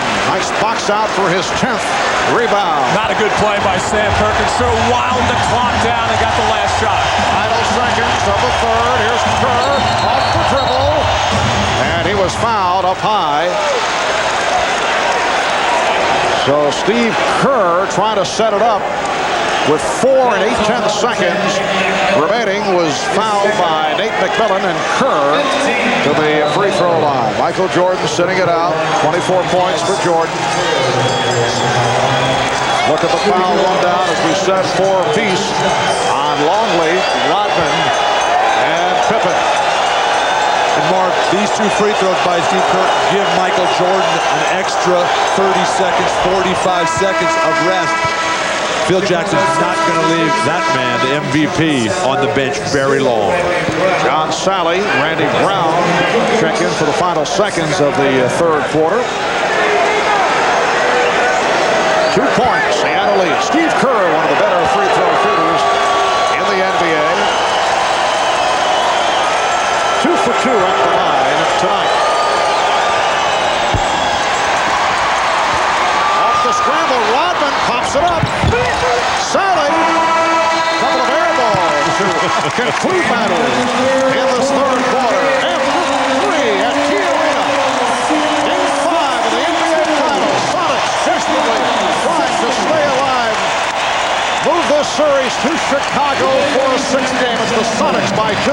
Back after this from your local station. The Sonics Basketball Association may not be retransmitted, reproduced, or rebroadcast without the express written consent of the NBA. To the fourth quarter in Seattle.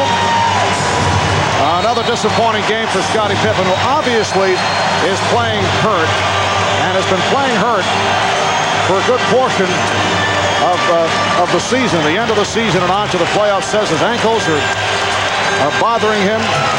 Scotty saying your shot comes from your base. I haven't felt physically the way I did early in the year. I'm not looking for excuses. Gary Krause, the vice president of basketball operation for the Bulls, made the statement the other day that he'd love to see Scotty take off and rest after the season. He's a member of the Dream Team in the Olympic Games, but the indication is that Scottie Pippen will take just a brief rest and then join the Dream Team in their training camp. Here's Kemp opening up the fourth quarter. He has 20 points, and it's the Sonics with a 64-60 lead. Correction in the foul department. The official score now telling us that Pippen does not have 4 fouls. He has 3. 4 apiece on Longley and Rodman. Short Bushler trying to line drive it, but came up short. Perkins got the step, came up short, but on the back tap, handled by Payton, and they get the new shot clock. No one for Chicago has been a factor on the defensive boards. Rodman on the bench right now, ineffective throughout. Longley has not been sweeping anything. Scotty, normally a terrific defensive rebounder, just not there for Chicago tonight. Hawkins, eluding Kerr. Steve Kerr gambled. As a result, an open 3 for Percy Hawkins. I'm really surprised at this Chicago lineup right now, struggling as they have all evening with both Jordan and Kukoc on the bench right now, and Scottie Pippen really not effective. 7-point Seattle lead. Longley getting good position on the post, and then had it knocked away. And a foul call. This with 3 on the shot clock. Foul committed by Nate McMillan. And Seattle's not going to have to rest Sean Kemp or Gary Payton. Their stars are going to be able to play the whole rest of the game. Seattle only took 12 shots in that third quarter. That's amazing. Kemp got 3 of them and came out the fourth right away. Well, Longley with the pick on Hawkins. Bushler just went down, getting involved with McMillan, and a foul is called on Kemp. That is number 4. Well, one of the things you don't want to see your team is get into early foul trouble in the quarter where you get into the penalty and send your opponent to the free throw line. Hannah Storm was telling us during that quarter break, George Carr wants his team to get out and run and play recklessly. That was the second team foul on the Sonics. The Bulls have missed their last 6 shots. Pippen from 3, way off, and recovered by McMillan. The Bulls have missed the last 14 from three-point range. Payton. Nice play by Pippen to knock it away. 3-on-2. Longley from Kerr. Yes, and it counts. Luke Longley off the lead pass from Steve Kerr, and Longley to the line. All set up by that great block by Scottie Pippen, and Steve Kerr, who normally doesn't handle in the middle on fast break situations, looked a little tentative there for a second, but bailed out nicely by Longley, who filled that lane right up the gut. Phil Jackson, a lot of patience, a lot of confidence, keeping Jordan on the bench right here. Well, he is obviously looking for a big finish with Jordan and Kukoc sitting down the first 2.5 minutes of this fourth quarter. Foul is called. It is on Randy Brown. Foul is on Randy Brown. And a timeout taken. 9:49 remaining, fourth quarter. The Sonics 67, the Bulls 63. Miller, where great taste runs in the family, brings you Miller Moments. Tonight's Miller Moment reminds us that very few leads are safe. Just ask Michael Jordan. Blazers versus Bulls. Game 6, the 92 finals. Portland building a 15-point lead, entering the fourth quarter, but with Jordan watching from the bench, it was the Bulls reserves, led by Bobby Hansen, who sparked a stirring comeback. And when Michael re-entered the game, it was his clutch baskets king, the come-from-behind effort as the Bulls went on to win their second consecutive NBA championship. In recognition of that moment, Miller Brewing Company will donate $1,000 to the Thurgood Marshall Scholarship Fund. Bulls outscoring the Blazers 33-14 in the fourth quarter. And Jordan was named the MVP of the finals. Michael is back on the court. Sean Kemp continuing the touch. He has 22 points. The Sonics lead 69-63 with 9:25 to go in the fourth quarter. Well up the lane that time for Sean Kemp. That'll be the key for Seattle the rest of the way. So Michael Jordan back on the floor and hits on his first attempt.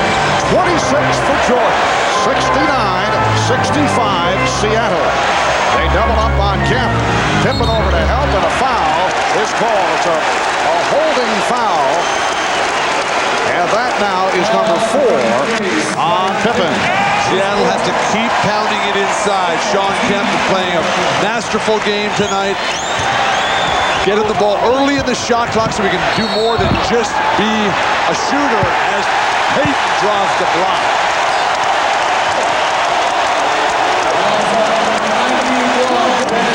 Percy Hawkins and Luke Longley had some words, and Hawkins pulled aside by Schrepp.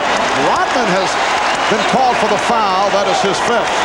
Gary Payton is so effective in getting into the lane, penetrating, and Dennis Rodman got away with shuffling his feet earlier in that third quarter and got away with a foul called on Sean Kemp. This time he steps inside to draw the foul, and then Sean Kemp right in the face of Luke Longley. And nothing called? What is that all about? Wow. Sean Kemp's been above stuff like that virtually this entire series. Gary Payton extends to a 70-65 lead. Dennis Rodman sitting down after picking up number 5.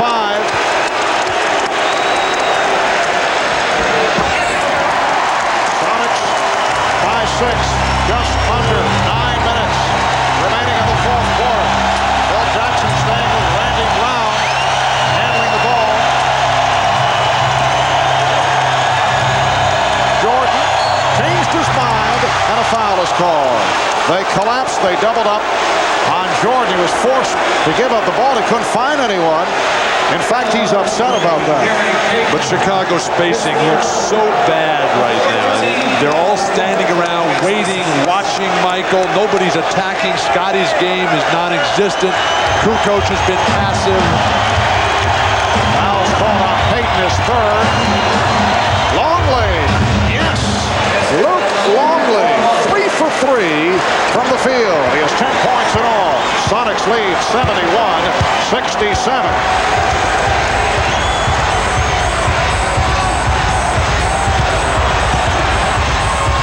Kemp whips it out. Hawkins returning to Kemp. And here comes Brown with Trent back. He goes around him. And then the hook is off the mark. Rebound Pippen. Scottie Pippen. Very alert. The Sonics seem to be standing around. Well, Sean Kemp got caught after he missed that shot up in the fans and the television cameras on the sideline. He's holding that right hand. Sonics by 2. Kemp with the spin. Stripped by Jordan. Michael Jordan knocking it away from Sean Kemp. Pippen for 3. Pippen on the rebound. Pippen rebounded by Kemp. Scottie Pippen is now 4 for 15. Here's Payton challenging Jordan. And Pippen to the ball. Wild end-to-end basketball here in the fourth quarter. 7:20 remaining. The Sonics holding on to a 2-point lead. Longley. And Perkins came up with it. And Michael Jordan furious and frustrated at the kind of play that Luke Longley just tried to make there. Just everybody standing around, though. The triangle offense is stopped dead. And a foul, a reach-in is called. It is on Jordan. And with 7 minutes to go in the fourth quarter, both teams now with 4 team fouls. This will be a foul shooting contest down the stretch. Timeout called. Sonics 71, Bulls 69.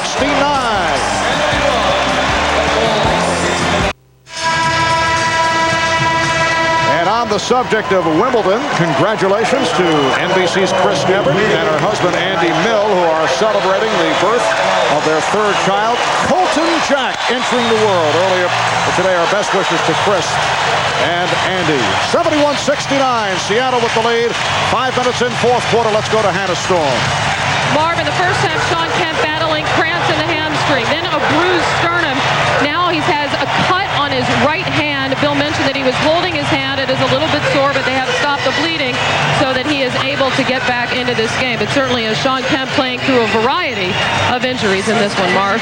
All right, Hannah, for the record, no team in any 7-game playoff series has ever come back from an 0-3 deficit to win it. 5 teams have responded to pull even, but none ever won the finale. There have been 9 finals that have gone 3-0. 6 of them have finished with sweeps. Schrempf fouled by Kukoc. Chicago winning the first 3 in this series. Seattle coming back with the convincing victory in Game 4 on Wednesday. And the Sonics hoping to hold on here to force a Game 6 back in Chicago on Sunday night. Deadlift Schrempf to the line as Tony Kukoc picked up his second foul. Well, every time the Sonics have had a chance to go at somebody, the man they have picked is Tony Kukoc because he has problems moving his feet against a quicker player like Schrempf. And Schrempf just beat him with a hard spin to the dribble. And that's just a problem of getting into the penalty so early in the quarter. But give credit to the Sonic players for having the discipline to get to their post-up offense with Kemp, with Schrempf. Jordan has been a non-factor. Only 6 shot attempts in the entire second half. 1 in this quarter. Oh, Sean Kemp nearly picked it off. And that would have been an interesting finish. He doesn't look tired at all to me. This guy continues to be up in the passing lane. And Scottie Pippen furious with Kukoc for not coming out hard to meet the pass. Everybody's got to pick up their aggressiveness from here on out. Here's Kukoc for 3. Terrible. And Perkins on the rebound. The Bulls 1 of 17 from downtown. They've missed their last 16 from three-point range. Schrempf working on Kukoc. That's the Deadlift Schrempf from Houston, destroying Robert Horry.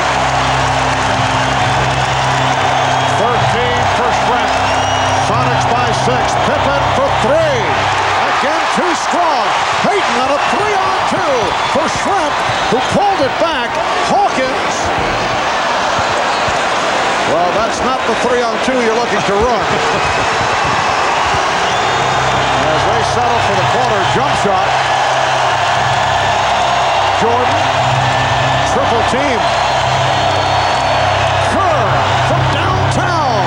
Can't find the ring. Oh, careless pass by Scotty. He had the Steve Kerr, who has struggled with his shot, standing there wide open, but the low pass around the ankles. Payton posting Kerr. Yes. The Sonics on a tear. The Bulls will talk it over.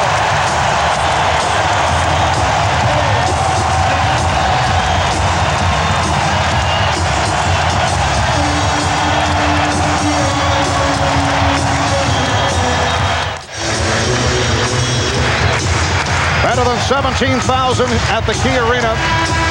Enjoying this fourth quarter. Remember, the Sonics 38-3 at home during the regular season. Only the Bulls were better at 39 up, 2 down. But right now, with Chicago getting hammered, you got to wonder if that big push during all season and playing so brilliantly to earn their distinction as one of the greatest teams of all time, if that took too big of a toll, because right now the Bulls are a battered team and Seattle is playing terrific ball. Michael Jordan has attempted only one shot in this fourth quarter. Kuko again comes up short, and it's slipped on the ball. Just under 5 remaining in the fourth quarter. The Sonics lead 77-69.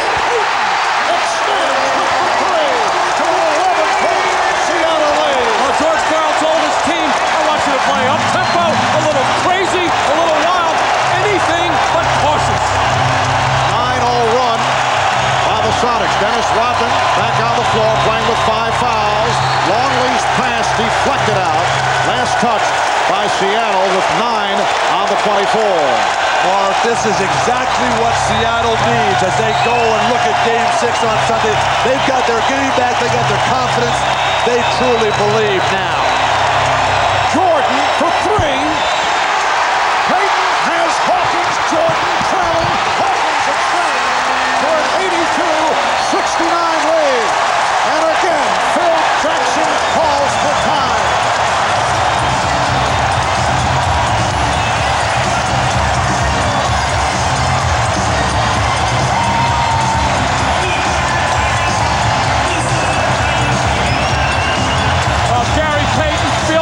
Nobody guard him, everybody backing off, not afraid at all to launch the 3, and that has been the big difference in this game. The Sonics have made their threes, the Bulls have not, and an attempted 3-point shot by Jordan, the release by Hawkins, and the Sonics are running away from Chicago.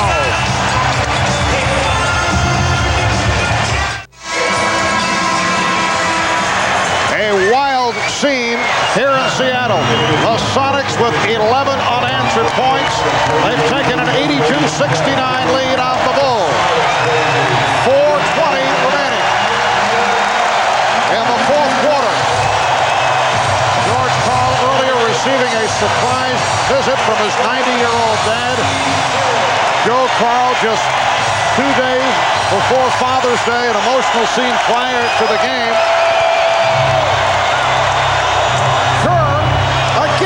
Up short, and Payton is on the rebound. And the Bulls, incredibly, have missed 20 straight from three-point range.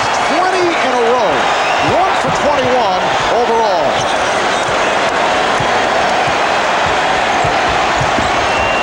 Payton forced it. And Longley off the board. Pippen putting the move on Shrimp. Rebound, Rodman. The tip by Dennis Rodman. And Scottie Pippen just does not have any explosiveness in his legs to finish a driving shot to the basket. And he is just playing with frustration at his teammates, at the officials, and looks like a defeated player right now. Light pressure shown by the Bulls. But Michael Jordan, very quiet. 26 points in all and has does not look to take charge in the fourth quarter. Now 1 of 2 from the field in the fourth. Perkins. And tip ball. Percy Hawkins getting a piece of it. Sonics 84 and the Bulls 71. You have to start wondering what the short turnaround is going to mean. Seattle, of course, is going to come in full of energy. Oh, Scottie Pippen hitting a 3, and he thought it was foul. Having words with Jess Kersey, thought he was hit on the arm.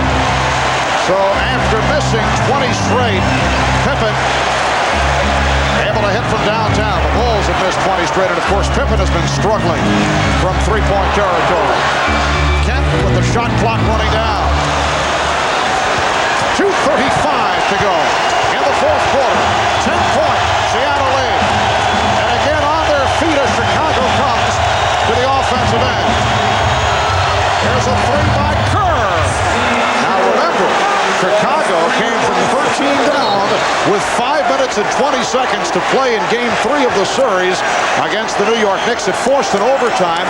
As it turned out, the Knicks were able to win in overtime for the only win of that series as the Bulls went on to take it in 5 games. Well, Pippen's 3 was almost lucky because he got hit on the play that time.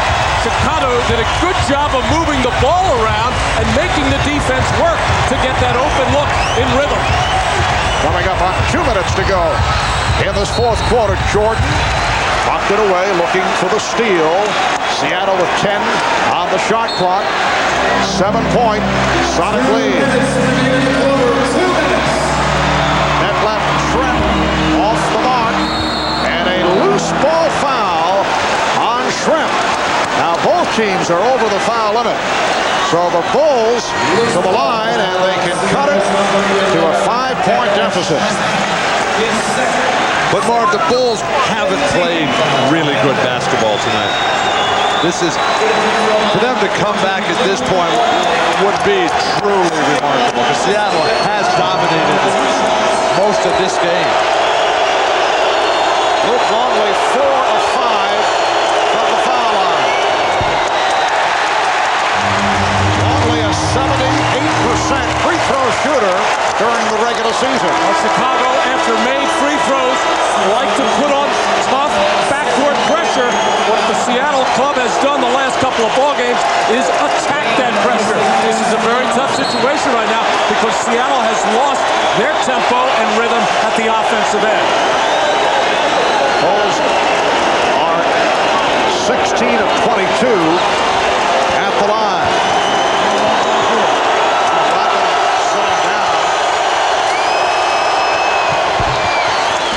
So Longley hits on 1 of 2. Sonics 84. The Bulls 78. Just under 2 minutes remaining in the fourth. I would not think Sean Kemp is the man you want handling the ball in the backcourt, but he's able to get it ahead. Hawkins. Shrimp with a good play to tip it aside to maintain possession. Scottie just couldn't get that one rebound that Chicago desperately needed. And the Sonics wisely playing the clock. Minute and a half remaining in the fourth, taking time off the 24. Shot clock at 6. Down to 4. Here is Kemp. Air ball handled by Pippen. 6-point Seattle lead. 1:15 to go. Kerr for 3. And Kemp on the rebound as Pippen was sent flying. Why don't they ever look for Michael Jordan? Foul is called. John Brown. But Phil, you get the idea that Michael is not looking from an offensive mode in this fourth quarter. But you got to set him up. Somebody run a dribble handoff for him. You can't just let him do everything by himself. 2 points in the fourth. Very few shot attempts down the stretch. His teammates have to help him get off. Payton is 4 of 5 at the line. Timeout is taken. 1:04 to go in the fourth quarter.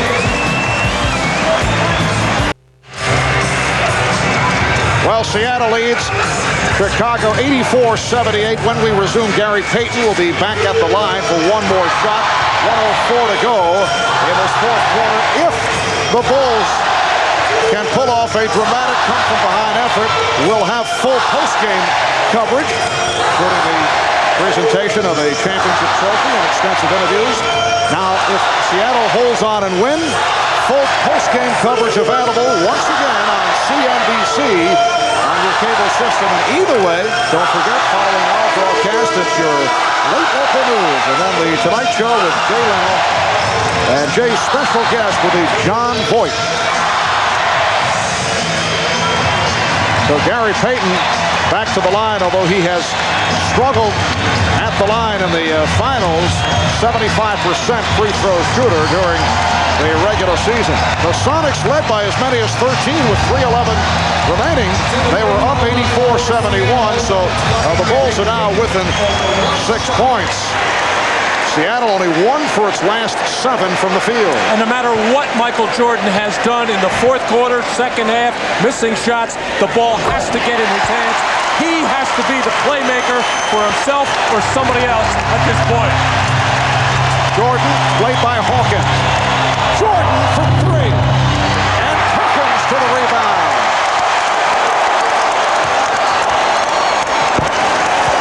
50 seconds remaining. Kemp facing pressure. Finds Hawkins, and he's fouled by Kukoc. Seattle doing a very good job of coming back to the ball. In this situation, forget all strategy other than come to the ball. Once you get it, move it quickly to the next guy. Don't even give him a chance to let him foul you. Well, if you're George Karl, your heart is in your throat with Sean Kemp handling the basketball, but he has shown a lot of poise and made the right decision. But you got to wonder, why doesn't Gary Payton get the ball? He is the point guard. He is the man that has to make the decisions for Seattle down the stretch. Percy Hawkins, 4 for 4 at the line. One of the better free throw shooters in the NBA, 87% for the season. 45 and 3/10 seconds to go. Fourth quarter. Hawkins very calmly hitting the 2 shots. Sonics 87, the Bulls 78.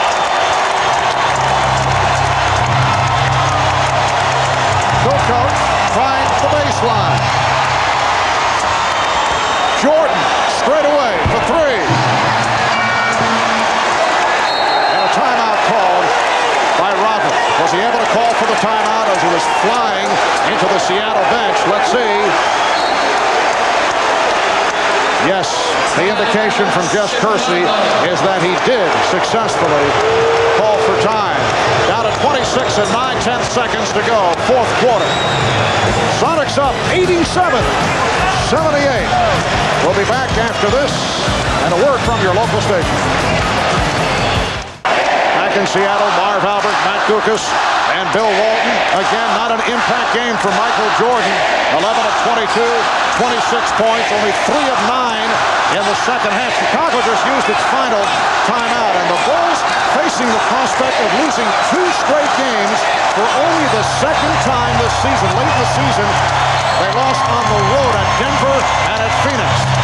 26 seconds to go in the fourth quarter. Pippen forcing, rebounded by Sean Kemp. And the Seattle Supersonics taking the series back to the United Center in Chicago. Foul on Kerr, 16 and 4/10 seconds to go in this fourth quarter. As Gary Payton heads back to the line, and this series heads back to the Windy City with a 3-2 lead for the Bulls. In fact, George Karl now enters the bench. Here comes Steve Tucker, David Windley, and Eric Snow. And again, a standing ovation for the Sonics, who have to feel mighty good about themselves. Once again, as they're able to bounce back in the playoffs after the first round eliminations, the first 2 years, the last 2 years, I should say, and they come back from 3-0 to get back into this series. And a lot of people thought that they might just be happy to avoid being swept and then cave in. No such thing. Final seconds. Kukoc tees it up for 3. Rebounded by Payton, and that will do it.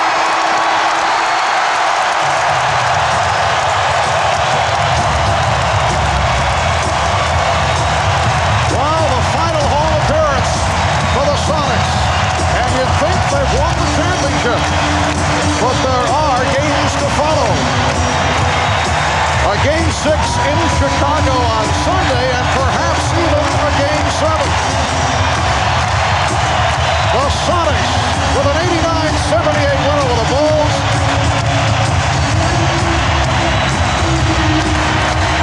And the Sonics out saluting their fans. The Sonics remaining on the court to salute their fans who have shown great support right throughout. See players waving to fans around Key Arena.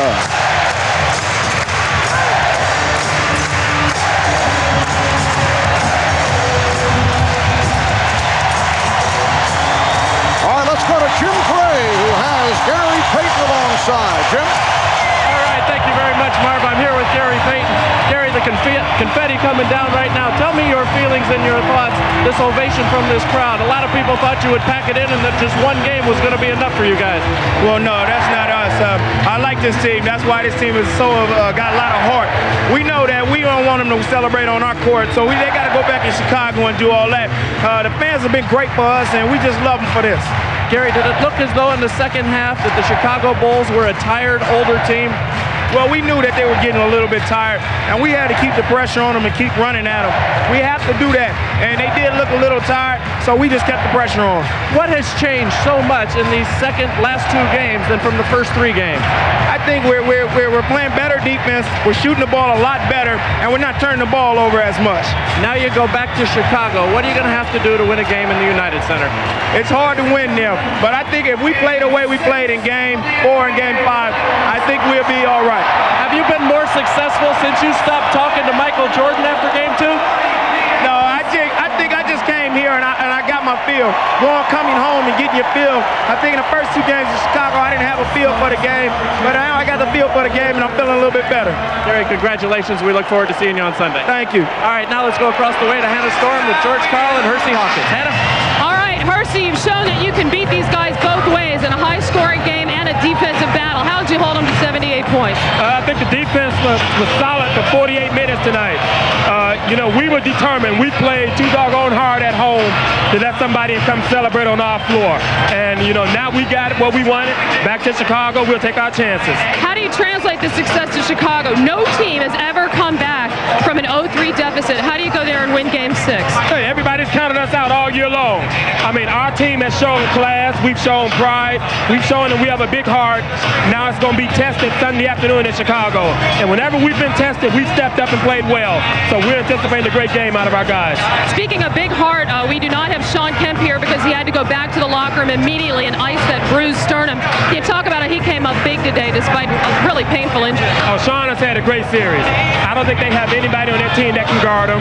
Our game plan, get it to him on the post, let him operate. And if they double team him, we'll make decisions on the perimeter. But, what can you say about the guy? He stepped up his game. Now he's a superstar.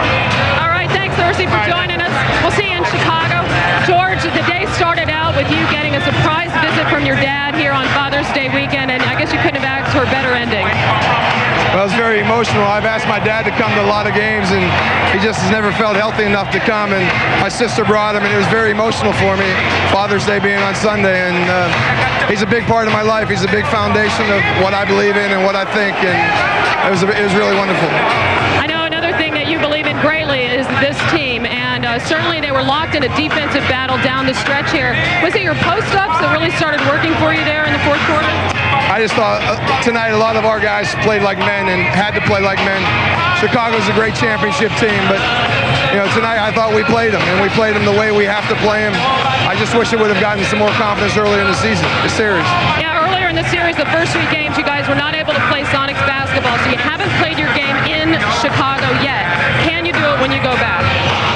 I trust this basketball team. I know that they're going to know how to win in Chicago. We're playing a great team. We're going to have to do some things very well. But this team is won on the road, is capable of winning on the road. Okay, so what's the key? You guys got great rebounding. You played great defense. What are you going to have to do there? I mean, they haven't lost back-to-back games all season, much less 3 in a row. The key is going to be turnovers. If we don't turn the ball over, we'll have a chance to win the game. Okay, thanks. Let's get it back to Marv. All right, Hannah, sounds like a pep rally that's taking place here in Seattle. The Bulls with their lowest scoring game of the playoffs, only 78 points. Lowest field goal percentage, shooting just 38%. That's the worst they've shot throughout the playoffs. And Michael Jordan, once again, not able to have an impact ball game. 3 of 9 from the field in the second half. Only 2 points in the fourth quarter. Jordan finished with 26 points. The high man for Seattle. Gary Payton, 23. Sean Kemp with 22.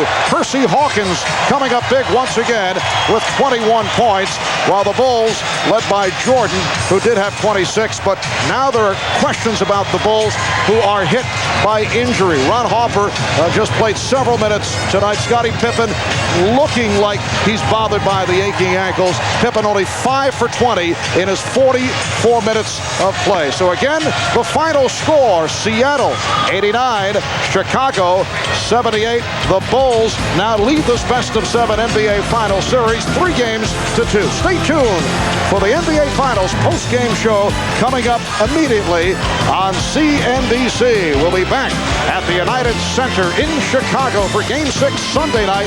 Airtime in the East at 7:30. Your late local news coming up next, followed by The Tonight Show with Jay Leno. For Matt Dukas, Bill Walton, Ahmad Rashad, Hannah Storm, Jim Gray, Bob Costas, and Julius Irving. I'm Marv Albert, and you have been watching the NBA on NBC. We say so long from Key Arena in Seattle, Washington.